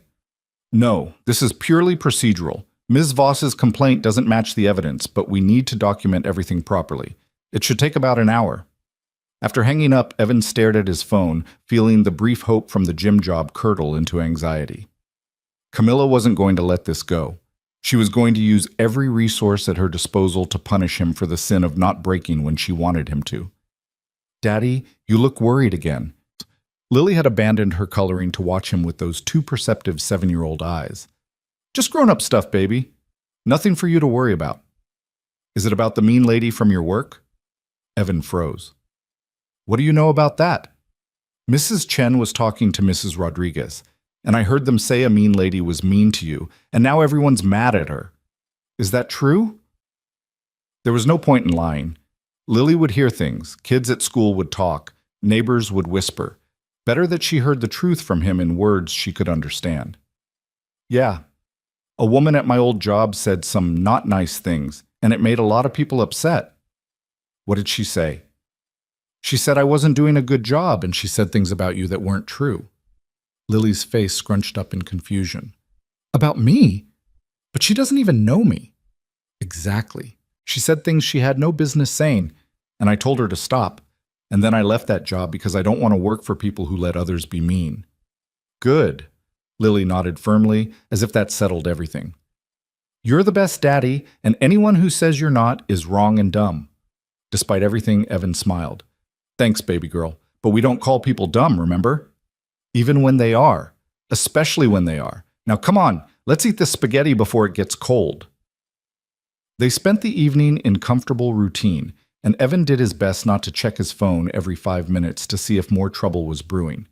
The internet was still full of opinions about the Azure incident, some supportive, some skeptical, some just enjoying the spectacle of watching a billionaire get publicly humiliated.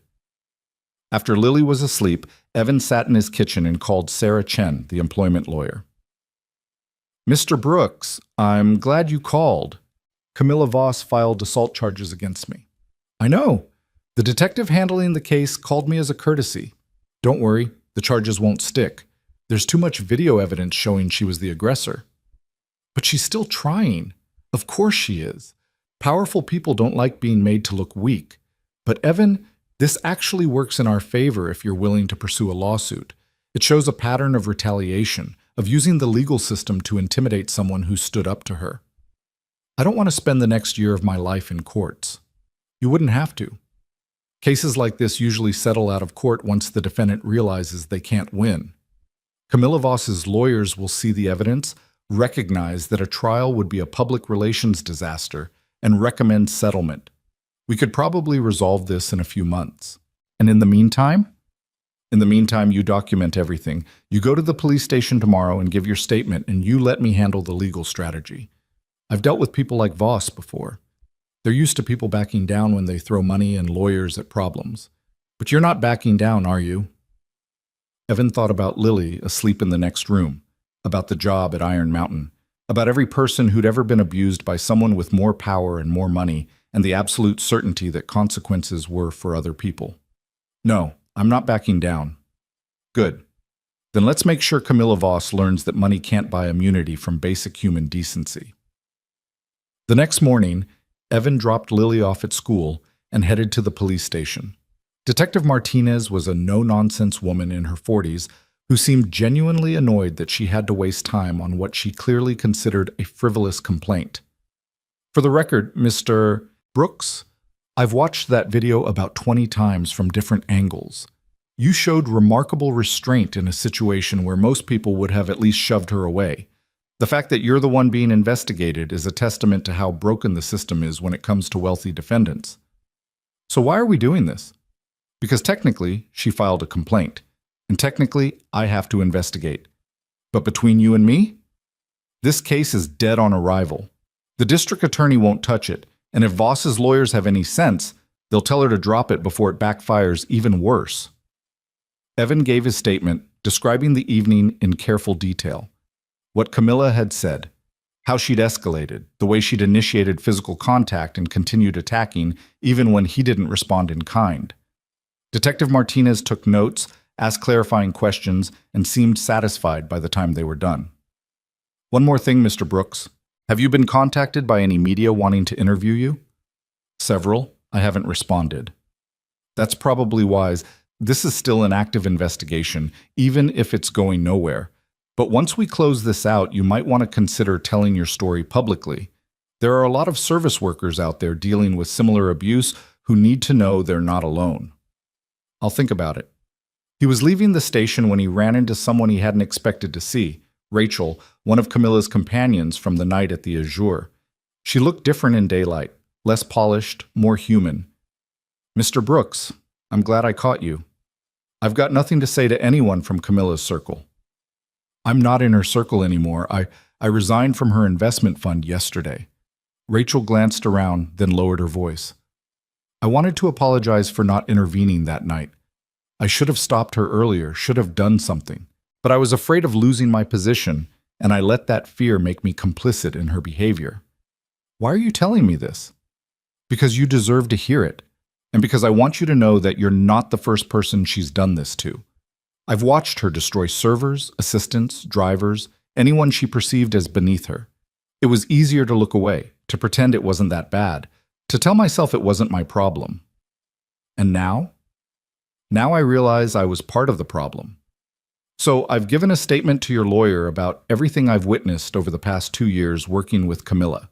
The pattern of abuse, the deliberate humiliation, the times she's gotten people fired or blacklisted for imagined slights. It's all documented.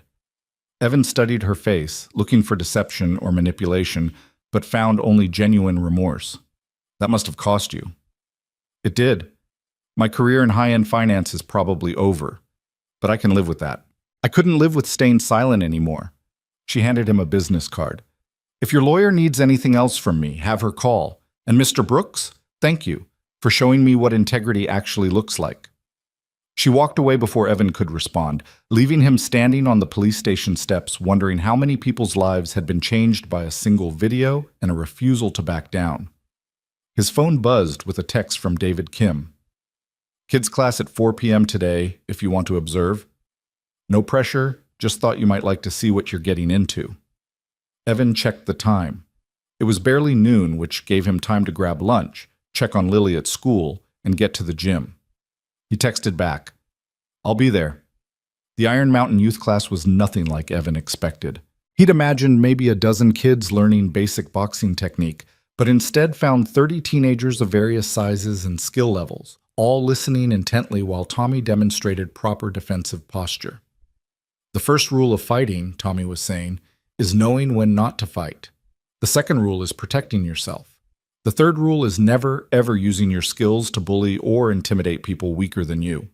Break that rule and you're out of this gym permanently. Everyone understand? A chorus of yes, sir echoed through the space. Evan watched from the sidelines as Tommy put them through their paces. Basic combinations, footwork drills, partner work that emphasize control over power. These kids weren't here to become professionals. They were here to find discipline, community, a way to channel their energy into something productive. One kid in particular caught Evan's attention. A lanky 15-year-old with reflexes that suggested natural talent, but technique that needed serious work. He was fast, but his punches were wild, uncontrolled, the kind of form that would get him hurt in a real match. After class, Evan approached Tommy. The tall kid in the blue shirt. What's his story? Marcus? Good kid. Tough home situation. His mom works 2 jobs. Dad's not in the picture. He's got potential, but no discipline. Wants to solve everything with his fists instead of his head. Mind if I work with him? Tommy's face broke into a grin.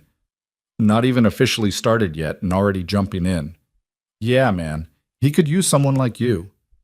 Evan approached Marcus as he was packing up his gear. Hey, I'm Evan. I'll be training here starting Monday. Marcus looked up, and Evan saw the instant recognition in his eyes. You're that guy, from the video, the ghost. I'm just Evan. And I noticed you've got good speed, but you're telegraphing your punches. You want some help with that? The kid's eagerness was almost painful to watch. Really? You'd train me? If you're willing to listen and work hard, I don't waste time on people who aren't serious. I'm serious. I swear I'm serious. They spent the next hour working on basic technique, and Evan found himself falling into teaching more naturally than he'd expected. Marcus was a quick learner once someone explained not just what to do, but why, and by the end of the session, his punches were noticeably more controlled. This is amazing, Marcus said, his face flushed with exertion and excitement. Nobody's ever broken it down like that before. That's what I'm here for. But Marcus, you need to understand something. The skills you're learning aren't for starting fights. They're for ending them quickly when you have no other choice, or better yet, for walking away confident that you could handle yourself if you needed to. Like you did with that rich lady. Exactly like that. She wanted me to hit her, wanted to make me the bad guy. I didn't give her that satisfaction. Marcus nodded slowly, processing. My friends say I should fight this kid who's been talking trash about me, but I don't want to. Does that make me weak? No, that makes you smart.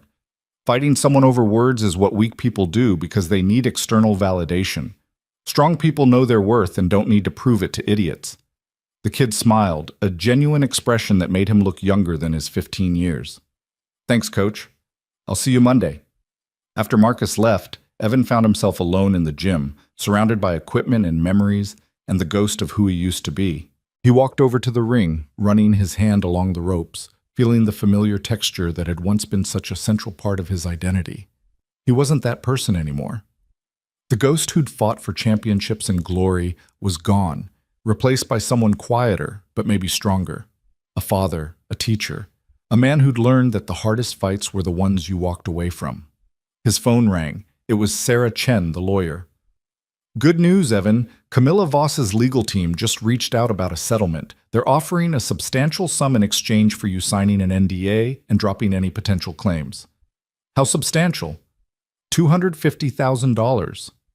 The number hit Evan like a physical blow. $250,000. Enough to cover Lily's medications for years. Enough to move to a better apartment, maybe even buy a small house. Enough to stop worrying about money every single day. What's the catch? The NDA is strict. You couldn't talk about what happened, couldn't give interviews, couldn't participate in any media coverage of the incident. Essentially, you'd have to disappear from the public conversation about Camilla Voss. And if I don't take it? Then we proceed with the lawsuit, which could take months and might result in more money or might result in nothing if a jury doesn't see it our way. It's a gamble, Evan. This is a sure thing. Evan stood in the empty gym, thinking about certainty versus principles, security versus integrity, the easy path versus the right one. $250,000 to be silent about abuse, to let Camilla Voss buy her way out of consequences, to send the message that money could erase anything if you had enough of it. No. Evan, think about this carefully. I have. The answer is no. We proceed with the lawsuit. Sarah Chen was quiet for a moment. Can I ask why? This is a lot of money to turn down. Because there are other people like me who need to know they can stand up without being silenced. Because my daughter needs to learn that some things matter more than money. Because Camilla Voss needs to understand that she can't buy her way out of basic human decency. All right then. Sarah's voice warmed with something like respect. Let's show her what happens when she picks on someone who won't stay down. After hanging up, Evan sat on the edge of the ring, letting the enormity of what he'd just turned down wash over him. $250,000. Financial security. Peace of mind. Gone. But in its place was something he couldn't quite name. A sense of rightness, of having chosen integrity over expedience, of being the kind of man he wanted Lily to be proud of. His phone buzzed with a text from Mrs. Chen. "Lily's asking if you'll be home for dinner. I told her yes. Was I right?" Evan smiled and texted back. "You were right. Making spaghetti, her favorite." He locked up the gym and headed home through streets that felt more familiar and more foreign than they ever had before. Everything was changing: his job, his public profile, the trajectory of his entire life. But some things stayed constant. Lily waiting for him at home, spaghetti on the stove, the simple promise that he would always choose being her father over anything else the world offered. That was enough. That had always been enough. And tomorrow, when he started teaching kids like Marcus how to fight, and when not to, he'd prove that being enough was actually everything. The weekend passed in a strange limbo between Evan's old life and whatever was coming next. He spent Saturday cleaning the apartment while Lily helped by creating more mess than she eliminated. Her version of dusting involving mostly redistributing dust to different surfaces while humming tunelessly. Sunday brought laundry and grocery shopping and the ordinary domestic tasks that grounded Evan when everything else felt like it was spinning out of control. But his phone wouldn't stop buzzing. More reporters wanting interviews, more lawyers offering representation, more strangers with opinions about his life and choices. He'd stopped reading the comments online after finding a particularly vicious thread speculating about why a professional fighter had really quit. The theories ranged from drug addiction to gambling debts to criminal connections, each one more creative and less accurate than the last. "Daddy, you keep looking at your phone with your mad face," Lily observed on Sunday evening while they made grilled cheese for dinner. "Do I have a mad face?" "Yeah, it's like this." She scrunched up her features into an exaggerated scowl that made Evan laugh despite himself. "That's not what I look like." "It totally is. Mrs. Chen says phones are why everyone's always mad now. She says people used to just talk to each other and be happy." "Mrs. Chen might be onto something." Evan put his phone face down on the counter. "How about we have a no-phone dinner? Just you and me talking about important stuff." "Like what?" "Like what you want to be when you grow up." Lily considered this seriously while cheese melted on the griddle. "I think maybe a veterinarian or an astronaut or someone who makes ice cream for a living." "Those are all excellent choices." "What did you want to be when you were little, Daddy?" The question caught Evan off guard. He couldn't remember the last time someone had asked him about childhood dreams rather than adult mistakes. "I wanted to be a superhero." "Like with a cape and powers?" "Something like that. Someone who could protect people and make things better." "Did you become one?" Evan looked at his daughter, 7 years old, chronic health issues, completely dependent on him for everything from medications to meals to the basic security that tomorrow would be okay. He thought about the choices he'd made, the life he'd built, the way he'd given up everything else to make sure she was safe and loved. "I became something better. I became your dad."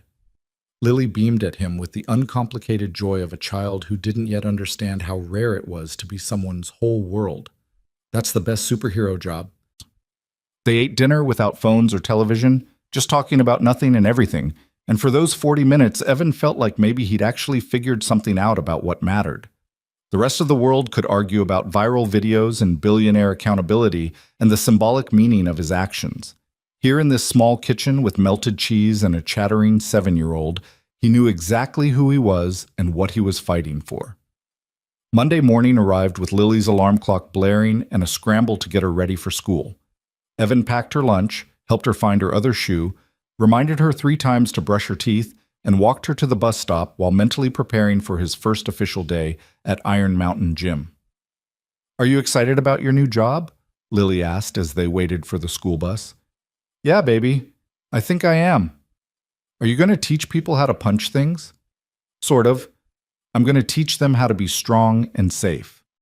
"That's good. Everyone should be strong and safe." The bus pulled up and Lily hugged him tight before climbing aboard. "Love you, Daddy." "Love you too, Lily girl." He watched the bus pull away, feeling the familiar anxiety of sending his child out into a world he couldn't completely control, then headed to Iron Mountain with a gym bag he'd dug out of storage and a sense of purpose he hadn't felt in years. David Kim met him at the entrance with coffee and a genuine smile. "First day, how you feeling?" Like I'm about to find out if I actually know how to teach or just got lucky with one kid on Friday. You'll be fine. Come on, let's get you set up. The morning was a blur of paperwork, facility orientation, introductions to staff members whose names Evan immediately forgot, and a walkthrough of the training schedules. He'd be working with the youth program 3 afternoons a week and helping train professional fighters on Tuesday and Thursday evenings. The pay was exactly what they'd promised. The benefits kicked in after 30 days, and everyone he met seemed genuinely happy he was there. Your first class is at 4, Lisa Park explained as she showed him the equipment storage. 15 kids, ages 13 to 16. They've been without consistent coaching for about a month, so they're going to test you. Expect attitude. Expect questions. Expect them to push boundaries to see if you'll push back. What do I do when they push? Be firm but fair. These kids have usually had enough authority figures who are just cruel or just pushovers. They need someone who sets boundaries because they care, not because they're on a power trip. At 3:30, Evan changed into training gear and entered the youth section of the gym. A handful of kids were already there, some working bags, others just hanging out and talking. They glanced at him with the particular wariness teenagers reserved for new adults in their space. Marcus was among them, and his face lit up when he saw Evan. "Coach, you're really here." "Said I would be, didn't I?" "Yeah, but adults say a lot of things." Marcus's tone was matter-of-fact rather than bitter, just stating an observed truth. "This is Coach Brooks, guys. He used to be a professional fighter, the Ghost." Several kids pulled out phones, presumably looking him up, while others just stared with varying degrees of interest and skepticism. One girl with purple streaks in her hair and the kind of defensive posture that screamed trouble at home spoke up. "You're that guy from the video, the one who let that rich lady hit him." "I didn't let her hit me. I defended myself without hitting back. There's a difference." "Sounds like letting her hit you to me. What's your name?" "Destiny." "Okay, Destiny, come here." Evan gestured to the mat. "I want you to try to hit me." She looked suspicious. "For real?" "For real. Take your best shot. I'm not going to hit you back, but I'm also not going to let you hit me. Let's see if you can tell the difference." The other kids formed a circle, sensing entertainment. Destiny approached the mat with exaggerated confidence, and Evan could see she'd been in fights before. Street fights, probably. The kind where technique mattered less than aggression and willingness to hurt. She swung at him, a wide haymaker with her full weight behind it. Evan sidestepped easily, and her fist whooshed through empty air. She tried again, faster this time, and Evan caught her wrist mid-punch, stopping her momentum completely. "See? You didn't hit me, but I also didn't hurt you. That's control. That's real strength." "Whatever." But Destiny was smiling slightly, impressed despite herself. "Do that again." They spent the next 10 minutes with Evan demonstrating defensive techniques while various kids tried to land a hit. None of them could. He moved like water, redirecting their energy, staying balanced, making it look effortless in a way that clearly wasn't. Finally, a stocky kid named Jerome crossed his arms. "Okay, but what if someone comes at you who actually knows how to fight? What if they're bigger and stronger and not just some spoiled rich lady?" "Good question. Marcus, get up here." Marcus joined him on the mat, looking nervous. Evan handed him protective headgear and light gloves. "Put these on. I'm going to show everyone what happens when someone who knows what they're doing comes at me. Marcus, I want you to actually try to hit me. Use what I taught you Friday. Don't hold back." "You sure?" "Positive. Show them what you've got." What followed was a demonstration that had every kid in the gym watching with complete focus. Marcus was good, better than Evan had realized, and with proper technique, his strikes were fast and precise.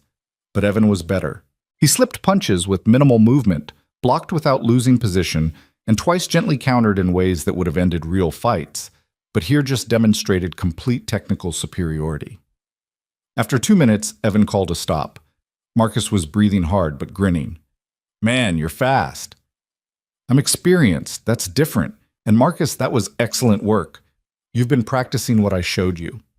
The pride on the kid's face was almost painful to witness, like he wasn't used to adults noticing his effort, let alone praising it.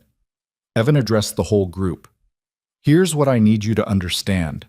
Fighting isn't about being tough. It's not about dominating people or proving you're stronger. Fighting is a last resort for when every other option has failed.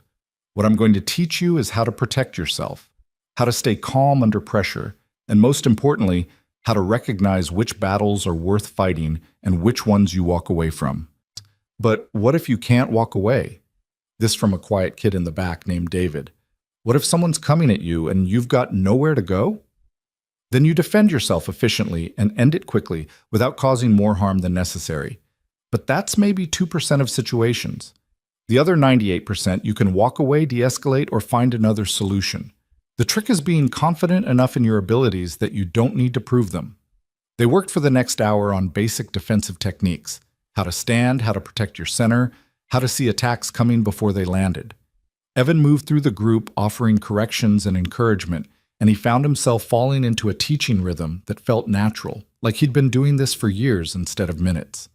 Destiny struggled with keeping her hands up, dropping her guard whenever she got tired. Why does it matter? If someone's going to hit me, they're going to hit me. It matters because protecting yourself matters. You matter. Your safety matters. Every time you drop your guard, you're telling yourself you're not worth protecting, and that's not true. She looked at him with something vulnerable flickering in her eyes before the defensive wall came back up. You don't know anything about me. You're right, but I know you showed up here, which means some part of you wants to be stronger, safer, better. So let's work on keeping that guard up. By the end of class, Evan was exhausted in a way he hadn't been since his fighting days. Not just physically tired, but emotionally depleted from the sheer intensity of trying to reach 15 different kids with 15 different backgrounds and issues. But it was good exhaustion, the kind that came from doing something meaningful. After the kids cleared out, Tommy appeared with 2 bottles of water and a knowing grin. So, how was it? Harder than fighting professionally. Yep, but also more important. You did good, man. I was watching from the office. Those kids were actually listening to you, which is more than they've done for anyone in weeks. They're good kids. Just need someone to see that. That's what we're counting on you for. Tommy's expression turned more serious. Look, I should tell you, there's been some media hanging around outside. Reporters trying to get comments from people leaving the gym, asking about you. David told them to leave or he'd call the cops, but they might try to approach you when you leave. Evan's good mood dimmed slightly. I was hoping that would die down. Brother, you turned down a $250,000 settlement to pursue a lawsuit against one of the richest women in the city. That's not dying down anytime soon. That's just getting started. True to Tommy's warning, there were 3 reporters waiting outside when Evan left the gym. He kept his head down and his mouth shut, pushing past microphones and questions. How does it feel to be back in a gym? Are you planning to fight again? What do you want to say to Camilla Voss? He didn't answer any of them, just got to his car and drove away, checking his mirror to make sure no one followed. The last thing he needed was reporters figuring out where he lived and camping outside his apartment building where Lily might see them. His phone rang as he was driving, Sarah Chen, the lawyer. Evan, we need to talk about discovery. Camilla's legal team has submitted their response to our complaint, and it's creative. What does that mean? It means they're claiming you have a history of violence and aggression, that your professional fighting career demonstrates a pattern of behavior, and that Camilla was reasonably afraid for her safety given your background. Evan's hands tightened on the steering wheel. That's insane. I never fought outside the ring. My record is clean. I know, but they're going to try to paint your entire career as evidence of dangerous tendencies. They've also subpoenaed your employment records from the Azure, claiming the restaurant had concerns about your temper. Marcus would never say that. He won't have to. They'll find some incident report someone filed, some customer complaint, something they can twist into a narrative. This is what expensive lawyers do, Evan. They create doubt. So what do? We counter with our own discovery. I've already subpoenaed records from every restaurant and business Camilla has frequented in the past 5 years. We're going to find every server she's abused, every assistant she's fired unjustly, every pattern of behavior that shows she's the problem, not you. But I need you to be prepared for this to get ugly. How ugly? They're going to dig into everything. Your past relationships, your finances, your daughter's mother. They're going to try to find anything they can use to make you look unstable or untrustworthy. And Evan, they're going to go after Lily. The hell they are. Evan's voice went cold and flat. Not directly. But they'll question your fitness as a parent, suggest that your financial struggles put her at risk, imply that your lifestyle choices endanger her well-being. It's character assassination, and it's legal. So I'm supposed to just let them attack my parenting? No, you're supposed to let me defend you while you focus on being exactly who you've always been, a good father doing his best. The judge will see through their tactics, but only if you don't give them real ammunition by losing your temper or doing anything they can point to as proof of their claims. After hanging up, Evan sat in his parked car outside his apartment building, trying to process the fact that wanting accountability for being assaulted now meant having every aspect of his life scrutinized by hostile lawyers with unlimited resources. His phone buzzed with a text from a number he didn't recognize. "This is Rachel, Camilla's former colleague. I wanted to warn you. She's not taking the settlement rejection well. She's telling people you're trying to extort her, that you planned the whole incident for publicity. Just thought you should know what narrative she's pushing." Evan texted back, "Thanks for the warning." Another message appeared. "Also, 6 more people have contacted your lawyer about their experiences with Camilla. Former employees, service workers, people she's abused over the years. You standing up gave them courage to come forward. Whatever happens with the lawsuit, you've already made a difference." That helped.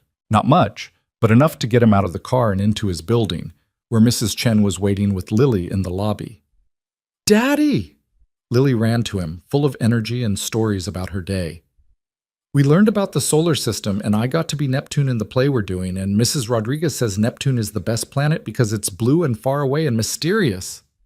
Evan scooped her up despite her getting too big for it, breathing in that strawberry shampoo smell that meant everything was okay. "Neptune is definitely mysterious. Did you have a good day?" "The best day. And Mrs. Chen made me a snack and helped me with my homework, so we're all done and can play now." "Sounds perfect. Let's go upstairs and you can tell me all about Neptune." That evening passed in the comfortable routine of dinner and homework review and bath time negotiations. Lily chattered endlessly about school and friends and the injustice of having to go to bed when there was still so much playing to do. It was normal and mundane and exactly what Evan needed after a day of teaching teenagers and dodging reporters and learning that his life was about to be dissected by hostile lawyers. After Lily was asleep, Evan sat at his kitchen table with a cup of coffee and looked at the growing pile of business cards and documents related to the lawsuit. Sarah Chen had sent over a preliminary discovery request, pages and pages of questions about his employment history, his fighting career, his personal life, his relationship with Lily's mother. That last one made his chest tight. Lily's mother, Maya, had been a mistake in human form, beautiful and charismatic and completely incapable of choosing anything over her next high. She'd disappeared when Lily was 6 months old, leaving nothing but a note saying she couldn't do this anymore and a trail of unpaid bills. Evan had sole custody, but the thought of lawyers dragging Maya's addiction into court, making it part of some narrative about his judgment and choices, made him feel sick. His phone buzzed. Marcus Chen, the reporter from the Tribune. "Mr. Brooks, I know you haven't wanted to talk, but I wanted to give you a heads up. I'm running a story tomorrow about Camilla Voss's history of abusing service workers. I've interviewed 8 people who've worked for her or served her over the years. Your incident isn't isolated, it's part of a pattern. I thought you should know before it publishes." "Why tell me?" "Professional courtesy, and because I think you deserve to know that what you went through matters, that it's helping other people feel safe enough to speak up. The story will be online at 6 a.m. if you want to read it." After he hung up, Evan thought about those 8 people, strangers who'd had their own encounters with Camilla's cruelty, their own moments of humiliation, their own reasons for staying silent until someone else went first. He'd become that someone else without meaning to, just by refusing to stay down when someone with power tried to break him. That night, sleep came slowly. Evan lay in bed listening to the sounds of the building settling, sirens in the distance, the ordinary symphony of city life continuing regardless of personal drama. He thought about the kids in his class that afternoon, Destiny with her defensive walls, Marcus with his eager hunger for guidance, Jerome with his legitimate questions about what to do when walking away wasn't an option. He thought about Lily sleeping peacefully down the hall, unaware that her father's choices were creating ripples that might eventually touch her life. He wondered if he was being selfish, pursuing this lawsuit when settling would have given them financial security and anonymity. But then he thought about what he'd tell Lily when she was older, when she asked why he'd walked away from the Azure, why he'd stood up to Camilla Voss, why he'd chosen the hard path when an easier one existed. He wanted to tell her that some things mattered more than money or comfort, that standing up for yourself and others was worth the cost, that being able to look yourself in the mirror mattered more than being able to afford a bigger apartment. He wanted to be the kind of father who lived his values instead of just talking about them. And that meant seeing this through, regardless of where it led. Tuesday morning, Evan woke to 43 missed calls and over 100 new text messages. Marcus Chen's article had published, and it had gone viral. The headline read, "A Pattern of Abuse. 8 workers describe years of mistreatment by billionaire investor Camilla Voss." The article was devastating. Server after server describing similar incidents, public humiliation, invented complaints, deliberate cruelty designed to make them feel small. A personal assistant who'd been fired for wearing the wrong shade of blue. A driver who'd been screamed at for hitting a red light. A sommelier who'd been blacklisted for suggesting a wine pairing. And at the center of it all was the video of Evan, calm and controlled, while Camilla tried repeatedly to break him. The contrast between his restraint and her rage had become the visual representation of everything wrong with unchecked wealth and power.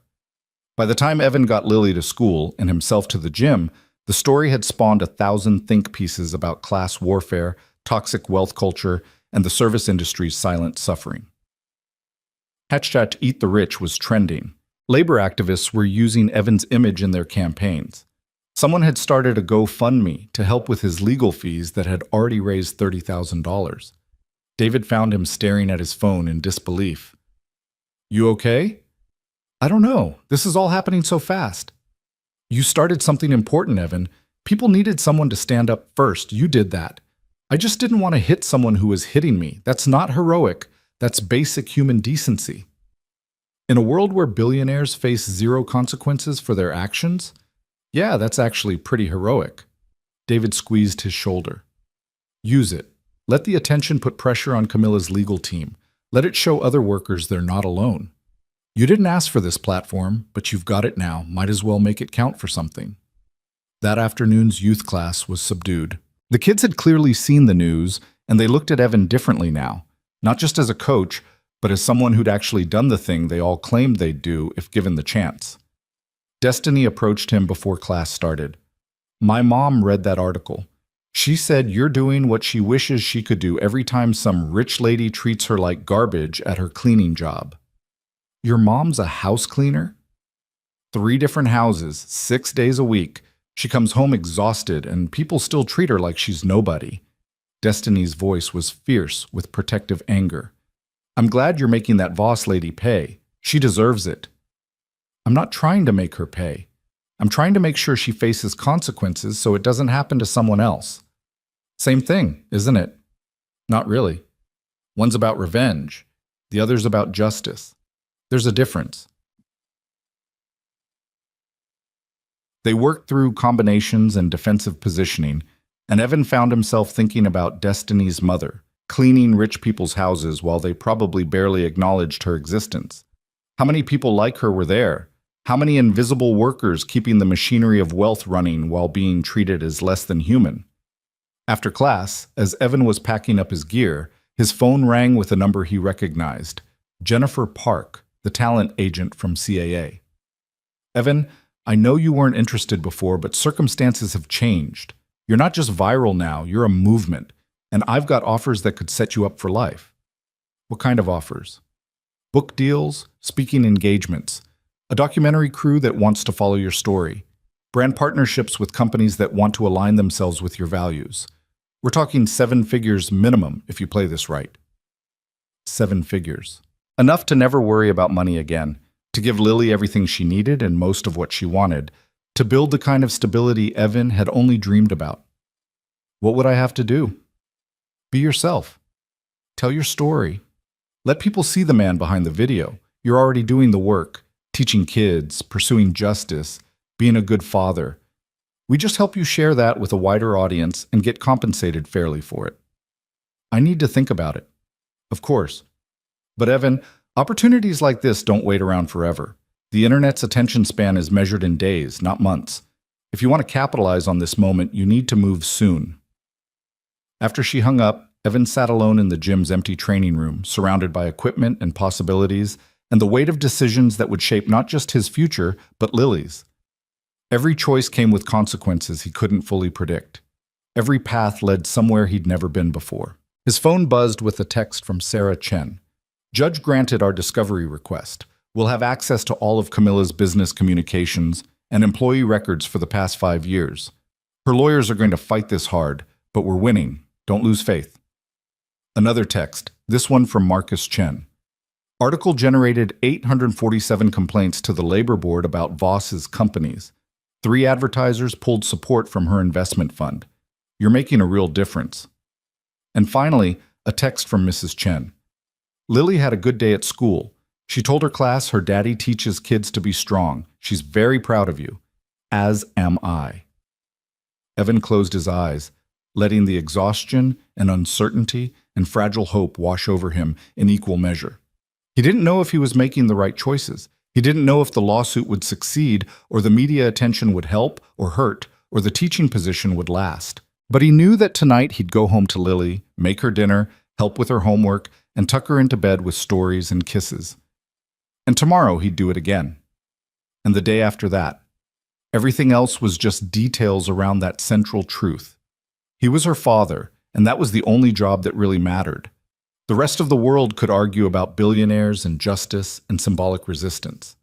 Here in this gym, teaching kids like Destiny and Marcus how to be strong without being cruel, Evan Brooks was exactly where he needed to be.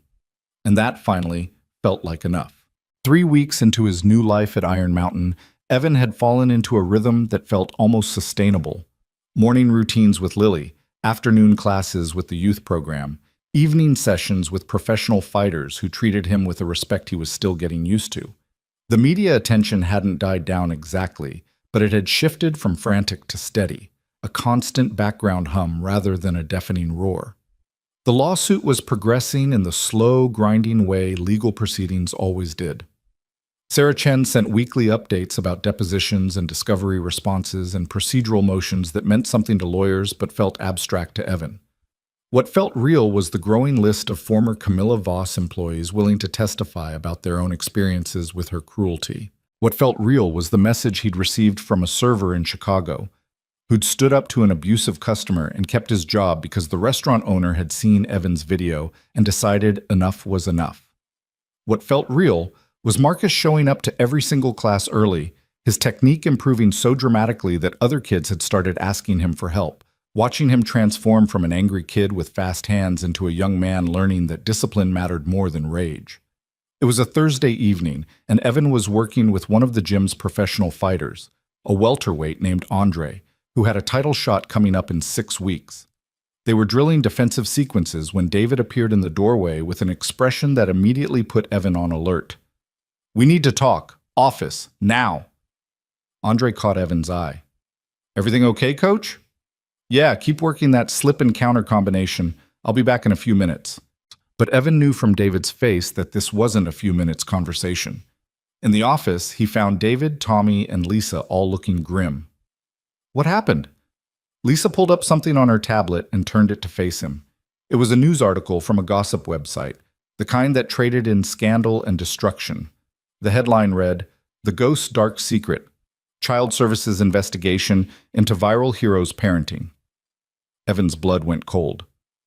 "What is this?" "Camilla's team leaked false information to the press." Sarah Chen's voice came through the speakerphone on the desk. Apparently they'd already called her. "They're claiming there was a child services investigation into your fitness as a parent last year. It's completely fabricated, but the story's already spreading." How can they just lie? They buried it in speculation, and sources say language that gives them legal cover. And by the time we get it retracted, the damage is done. People will remember the accusation, not the correction. Evan's hands were shaking. He pressed them flat against the desk, trying to find the calm that had kept him steady through everything else. "What do I do?" "We fight back," Sarah said firmly. I'm already drafting a defamation suit to add to the existing complaint. And Evan, this actually helps us in a way. It shows how desperate they are, how willing to destroy you rather than face accountability. A judge will see that. But people believe this stuff. What if Lily hears about it at school? What if actual child services shows up because of a fake allegation? I've already contacted child services, Lisa said quietly. Explained the situation, provided documentation of the smear campaign. They've noted it in their files as harassment. If anyone calls in a complaint, they'll know it's retaliation, not legitimate concern. David leaned forward. Evan, I know this is scary, but you've got people in your corner now. This Jim, your lawyer, the community you've built here. Camilla Voss is used to isolating her targets. She's not used to people fighting back with support systems. I need to go home. I need to check on Lily. Go. Tommy was already grabbing his coat. I'll cover your evening session. Take care of your kid. That's what matters. The drive home felt like it took hours, even though it was only 15 minutes. Evan's mind raced through worst-case scenarios. Reporters at the apartment, Lily crying because kids at school had said mean things, child services actually showing up despite Lisa's reassurances. But when he got home, he found Lily exactly where she was supposed to be, at Mrs. Chen's apartment, doing homework at the kitchen table while Mrs. Chen made dinner. Daddy! Lily looked up with a smile that hadn't been touched by the poison spreading online. You're home early? Finished up my sessions early. Thought we could have dinner together, just the two of us. Mrs. Chen met his eyes over Lily's head, and her expression said she'd seen the news. She mouthed later, and then spoke aloud. What perfect timing. I was just about to send this one home anyway. Lily, go pack up your things. After Lily ran to gather her backpack and jacket, Mrs. Chen pulled Evan aside. I saw the article. It's garbage, and anyone who knows you knows it's garbage. But people who don't know me will believe what they want to believe regardless of facts. Focus on the people who matter, your daughter, the kids you're teaching, the folks in this building who've watched you be a good father for 3 years. The rest is just noise. Evan wanted to believe that.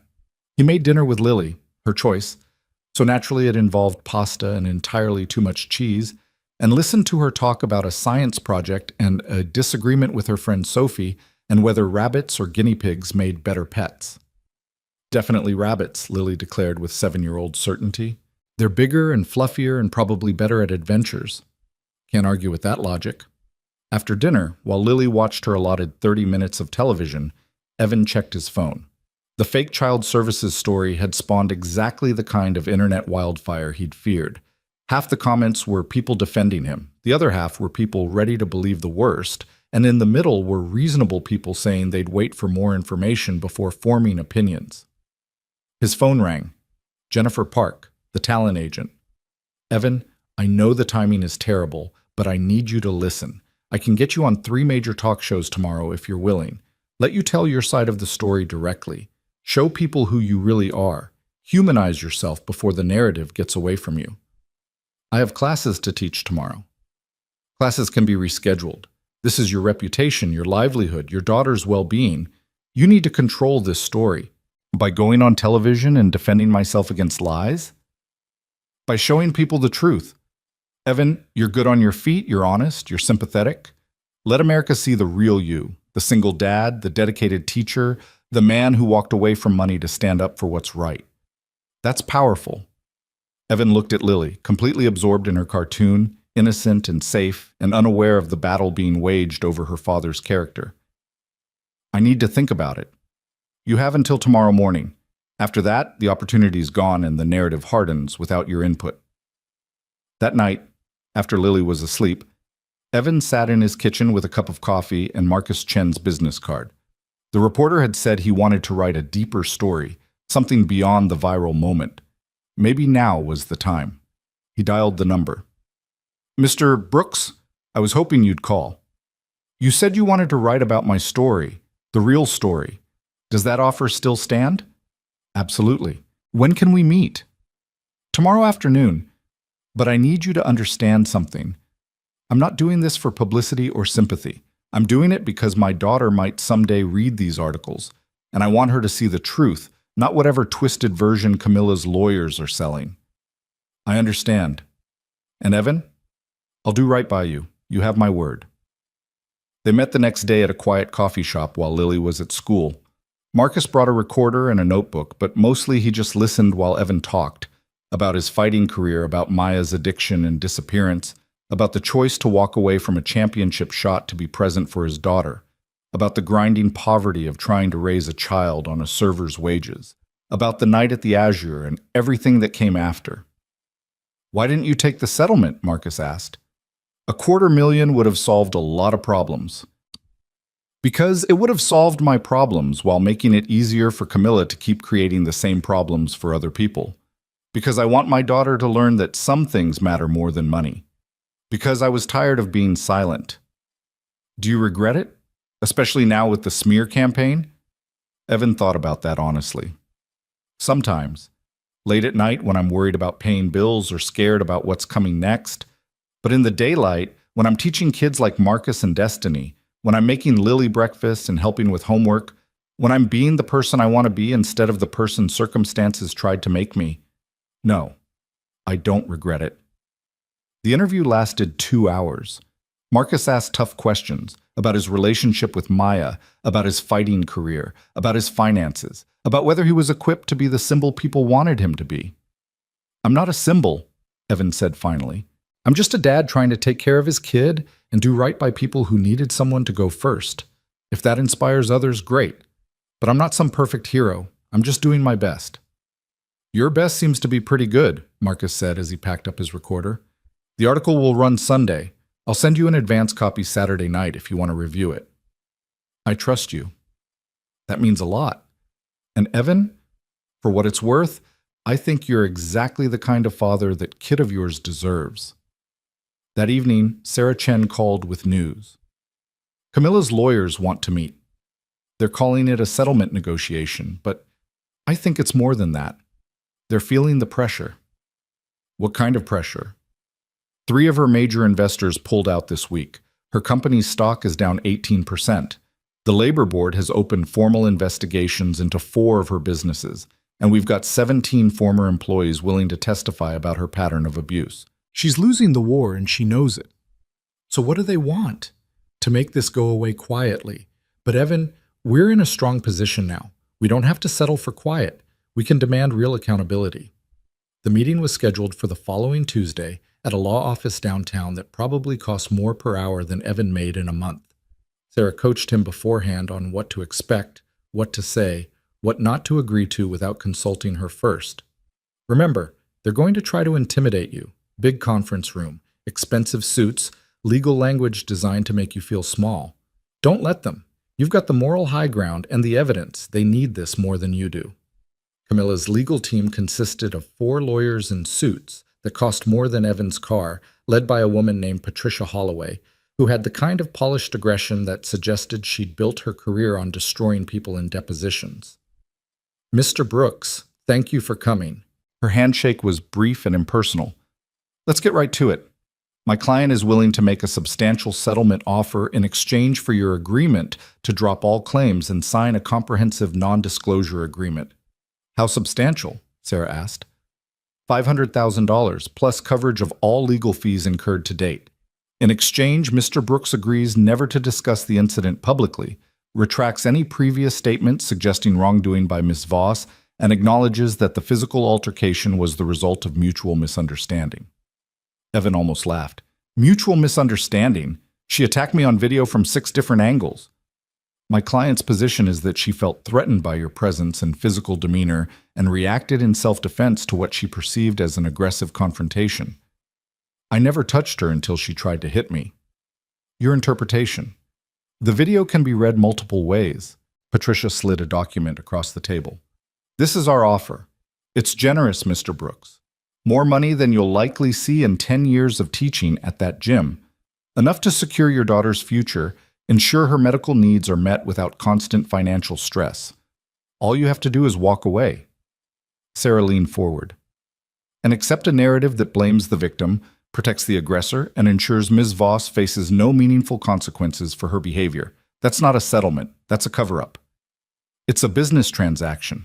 Mr. Brooks pursued this lawsuit seeking compensation for damages. We're offering compensation. If he's unwilling to accept it, one has to question whether his true motivations are financial or merely vindictive. My motivations, Evan said quietly, are making sure what happened to me doesn't happen to someone else who doesn't have videos to prove their innocence or a lawyer willing to take their case. Very noble, but nobility doesn't pay for your daughter's medications. Patricia's voice was cold, clinical. Let me be frank, Mr. Brooks. If you proceed with this lawsuit, we will bury you in discovery. We will depose every person you've ever worked with, every teacher at your daughter's school, every neighbor in your building. We will examine every aspect of your life looking for evidence that you're an unfit parent, a violent person, a man whose judgment cannot be trusted. You mean you'll lie and hope something sticks? We mean we'll investigate thoroughly and let a jury decide. And juries, Mr. Brooks, are unpredictable. You might win. You might get nothing. You might spend 2 years in litigation only to discover that your viral fame doesn't translate to legal victory. Is that really a risk worth taking when we're offering guaranteed money right now? Sarah put her hand on Evan's arm, a silent reminder to stay calm. We'll need to discuss this with our client. Of course, you have 48 hours. After that, the offer drops to $250,000, and we proceed with aggressive litigation. Your choice. Outside the law office, standing in afternoon sunlight that felt cleaner than the air-conditioned conference room, Sarah turned to Evan. $500,000 is a lot of money. I know. But they're scared. You said it yourself. We're in a strong position. They wouldn't be offering this much if they thought they could win. True, but Evan, they're not bluffing about making your life hell. They will dig into everything. They will try to destroy you. Are you prepared for that? Evan thought about Lily, about the kids at Iron Mountain, about all the servers and assistants and invisible workers who needed to know that standing up didn't always end in destruction. Yeah, I'm prepared. Then we counteroffer. $1 million, a public apology from Camilla Voss, and mandatory anti-harassment training for all her employees. No NDA. You get to tell your story however you want. They'll never agree to that. Probably not. But it sets the terms for negotiation. Let them know we're serious, that you're not desperate, that money alone won't make this disappear. The counteroffer went over exactly as expected. Patricia Holloway called it unreasonable and vindictive, accused Evan of using the legal system for personal revenge, and promised that Camilla would never agree to any settlement that included a public apology. Then we'll see you in court, Sarah said pleasantly, and hung up. The next 2 weeks were a blur of depositions and document reviews in preparation for trial. Evan gave testimony about the night at the Azure, about his employment history, about his relationship with Lily. Camilla's lawyers were exactly as aggressive as promised, but Sarah had prepared him well, and he stayed calm through questions designed to make him lose his temper. Meanwhile, Marcus Chen's article published a long-form piece titled "The Ghost's Second Fight: How One Father's Stand Against Privilege Became a Movement." It was fair and thorough, painting Evan not as a perfect hero, but as a flawed human being trying to do right by his daughter while navigating systems designed to favor wealth over justice. The response was overwhelming. The article went viral in a different way than the original video, deeper, more thoughtful, sparking conversations about class, power, parenting, and the courage it took to stand up when staying silent would be easier. 3 days after it published, Patricia Holloway called Sarah with a new offer. $750,000. Public statement acknowledging that the incident was regrettable, though without admitting fault. Anti-harassment training. Limited NDA that allows Mr. Brooks to discuss his general experience but not specific details about Ms. Voss. We want $1 million and a full apology. My client will never apologize. That's non-negotiable. Then we'll let a jury decide. There was a long pause. $900,000. Final offer. Statement of regret. Training. NDA with significant carve-outs for Mr. Brooks's ability to speak about workplace abuse generally. Take it or leave it. Sarah looked at Evan. They were in her office, the offer on speakerphone between them. $900,000. Enough to change everything. What about the other workers? Evan asked. The ones who came forward. Do they get anything? Another pause. That's not part of this settlement. Make it part. Acknowledge their experiences, create a fund for former employees who suffered similar treatment. Then we'll talk. Mr. Brooks, you're not in a position to— Actually, we are, Sarah interrupted smoothly. You need this to go away more than we need the money. So here's our final counter. $900,000 to Mr. Brooks, $250,000 to a fund for documented former employees who experienced harassment, public statement expressing regret and commitment to better workplace culture, comprehensive anti-harassment training, and an NDA that allows my client to speak freely about his experience and workplace abuse generally. Accept it by 5 p.m. tomorrow, or we'll see you in trial. She hung up before they could respond. That was a power move, Evan said. That was calling their bluff. They'll accept. Camilla Voss doesn't want to sit in a courtroom while 17 people testify about what a monster she is. Her ego can't handle it. Sarah was right. The acceptance came at 4:45 the next day, with minor language modifications that didn't change the substance. The settlement was real. Evan had won. The news broke that evening. Not the details. The NDA prevented that. But the fact that Evan Brooks and Camilla Voss had reached a settlement agreement that included compensation and commitments to improved workplace policies. The internet exploded with reactions. Some people accused Evan of selling out, taking money instead of seeing it through to trial.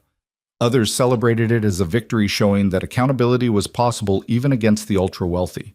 Most people just seemed relieved that a regular person had stood up to a billionaire and come out ahead. Evan didn't read the comments. He was busy making dinner with Lily, who was completely oblivious to the fact that their lives had just changed in ways she wouldn't understand for years. "Daddy, can we get a rabbit now?" she asked while setting the table. "Why do you want a rabbit?" "Because they're fluffy and nice and I could teach it tricks." "We'll see, baby. Maybe start with keeping your room clean and we'll talk about rabbits." "That's what you always say when the answer is no." "That's because I'm a dad, and that's what dads say." She giggled and went back to setting out napkins while Evan stirred pasta sauce and tried to process what the settlement meant. The money would be held in trust until the final paperwork was signed, but it was real. Enough to cover Lily's medical expenses for years. Enough for a down payment on a real house with a yard where a rabbit could live if she kept asking. Enough to stop choosing between necessities. But more than the money, there was the fund for other workers, the anti-harassment training, the public acknowledgement that something had been wrong. It wasn't everything. Camilla hadn't apologized directly, hadn't admitted fault, but it was something. It was more than nothing. That weekend, Evan took Lily to the park like he'd promised weeks ago. They fed ducks and played on swings and had ice cream for lunch because sometimes rules were meant to be bent. She was delighted with the freedom, completely unaware that her father's fight against a billionaire had finally reached its conclusion. On Monday, Evan returned to Iron Mountain for his regular classes. The kids were waiting, and Destiny approached him immediately. "Coach, we heard you won, that you made the rich lady pay." "I didn't make her pay. We reached an agreement that holds her accountable and helps other workers she hurt." "Same thing," Marcus said, grinning. "You didn't back down. You won." The real win is what you all are learning here: how to be strong without being cruel. How to stand up for yourselves without losing control. That matters more than any settlement. They worked through their drills, and Evan felt the comfortable rhythm of teaching settling over him like a familiar coat. This was his life now, not viral videos or legal battles or media attention, but this gym, these kids, the daily work of being present and engaged and useful. After class, David pulled him aside. "So, what are you going to do with the money?" "Take care of Lily, buy a house probably, save for her college, the boring, responsible stuff." "You could do anything. Travel, invest, start your own gym." "I could, but I like it here. I like teaching kids who need someone to believe in them.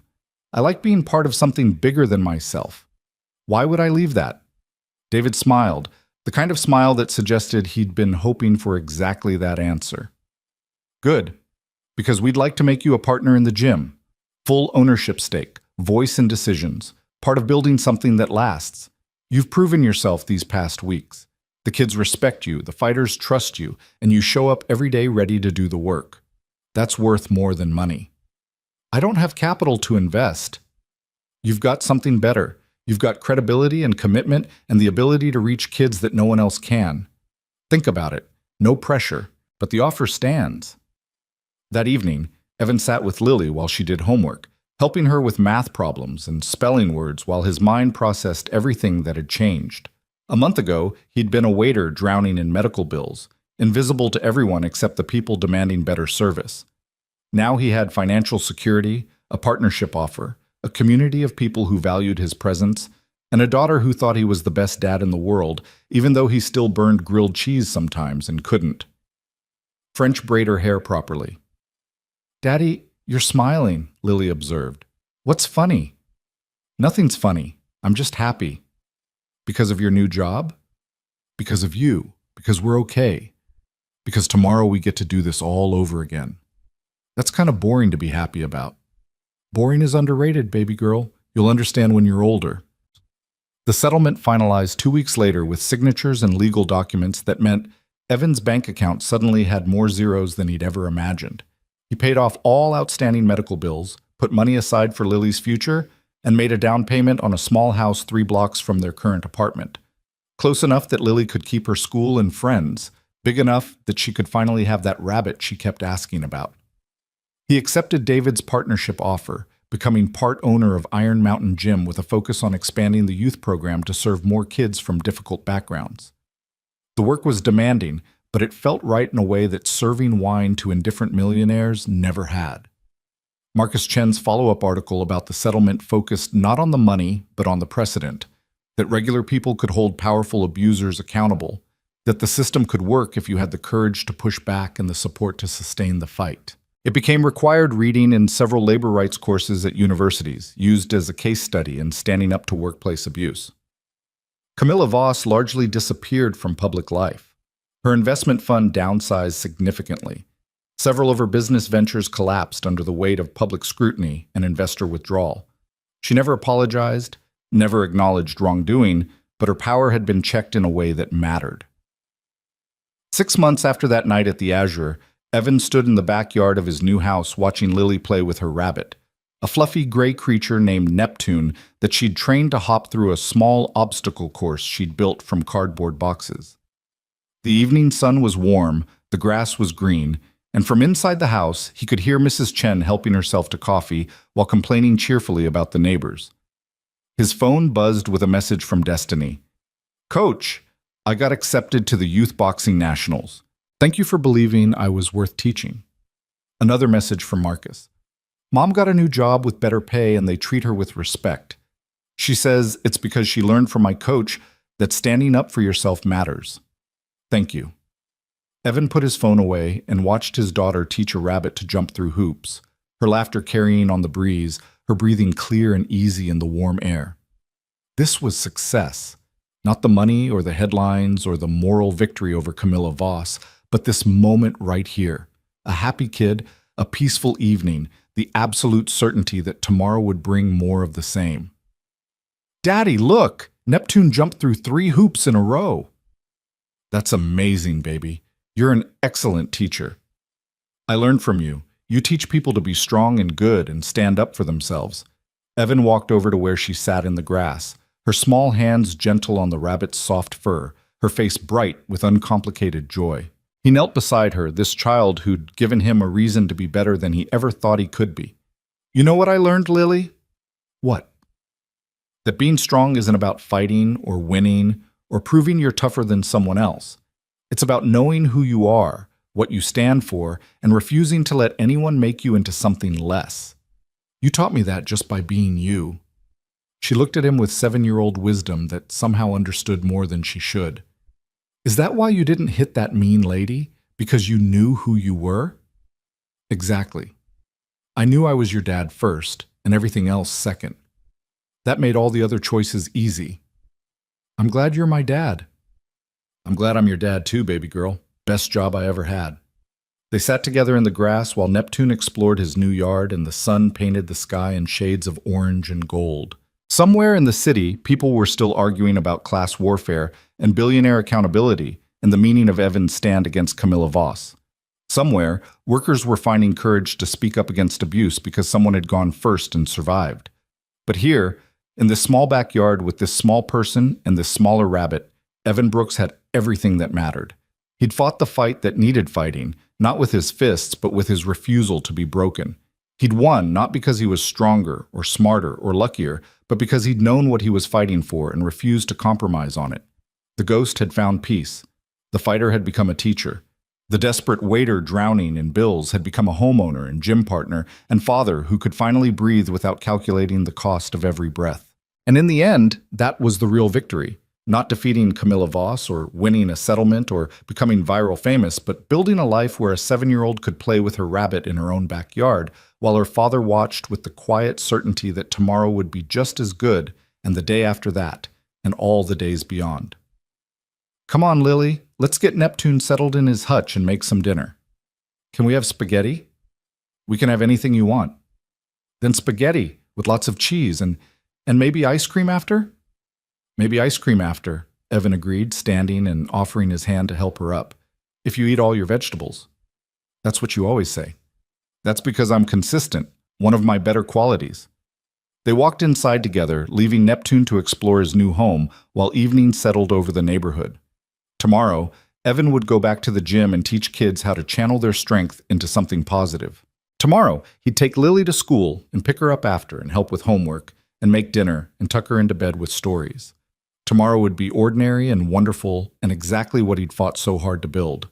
But tonight, he made spaghetti with too much cheese and let Lily have ice cream even though she'd only eaten half her vegetables, because some rules existed to be broken and some moments deserved celebrating. The ghost had finally found his home. And it turned out home wasn't a place or a championship or a bank account balance. Home was a kid with spaghetti sauce on her face, a rabbit named after a planet, a gym full of teenagers learning to be strong without being cruel, and the simple peace that came from knowing you'd stood up when it mattered and refused to be anything less than who you wanted to be. Evan Brooks had chosen dignity over security, principle over money, fatherhood over everything else. And in the end, he'd gotten all of it. Not because the universe rewarded virtue, but because standing up for yourself created opportunities that staying silent never could. He was home. Finally, completely, peacefully home. And that was victory enough for any fighter.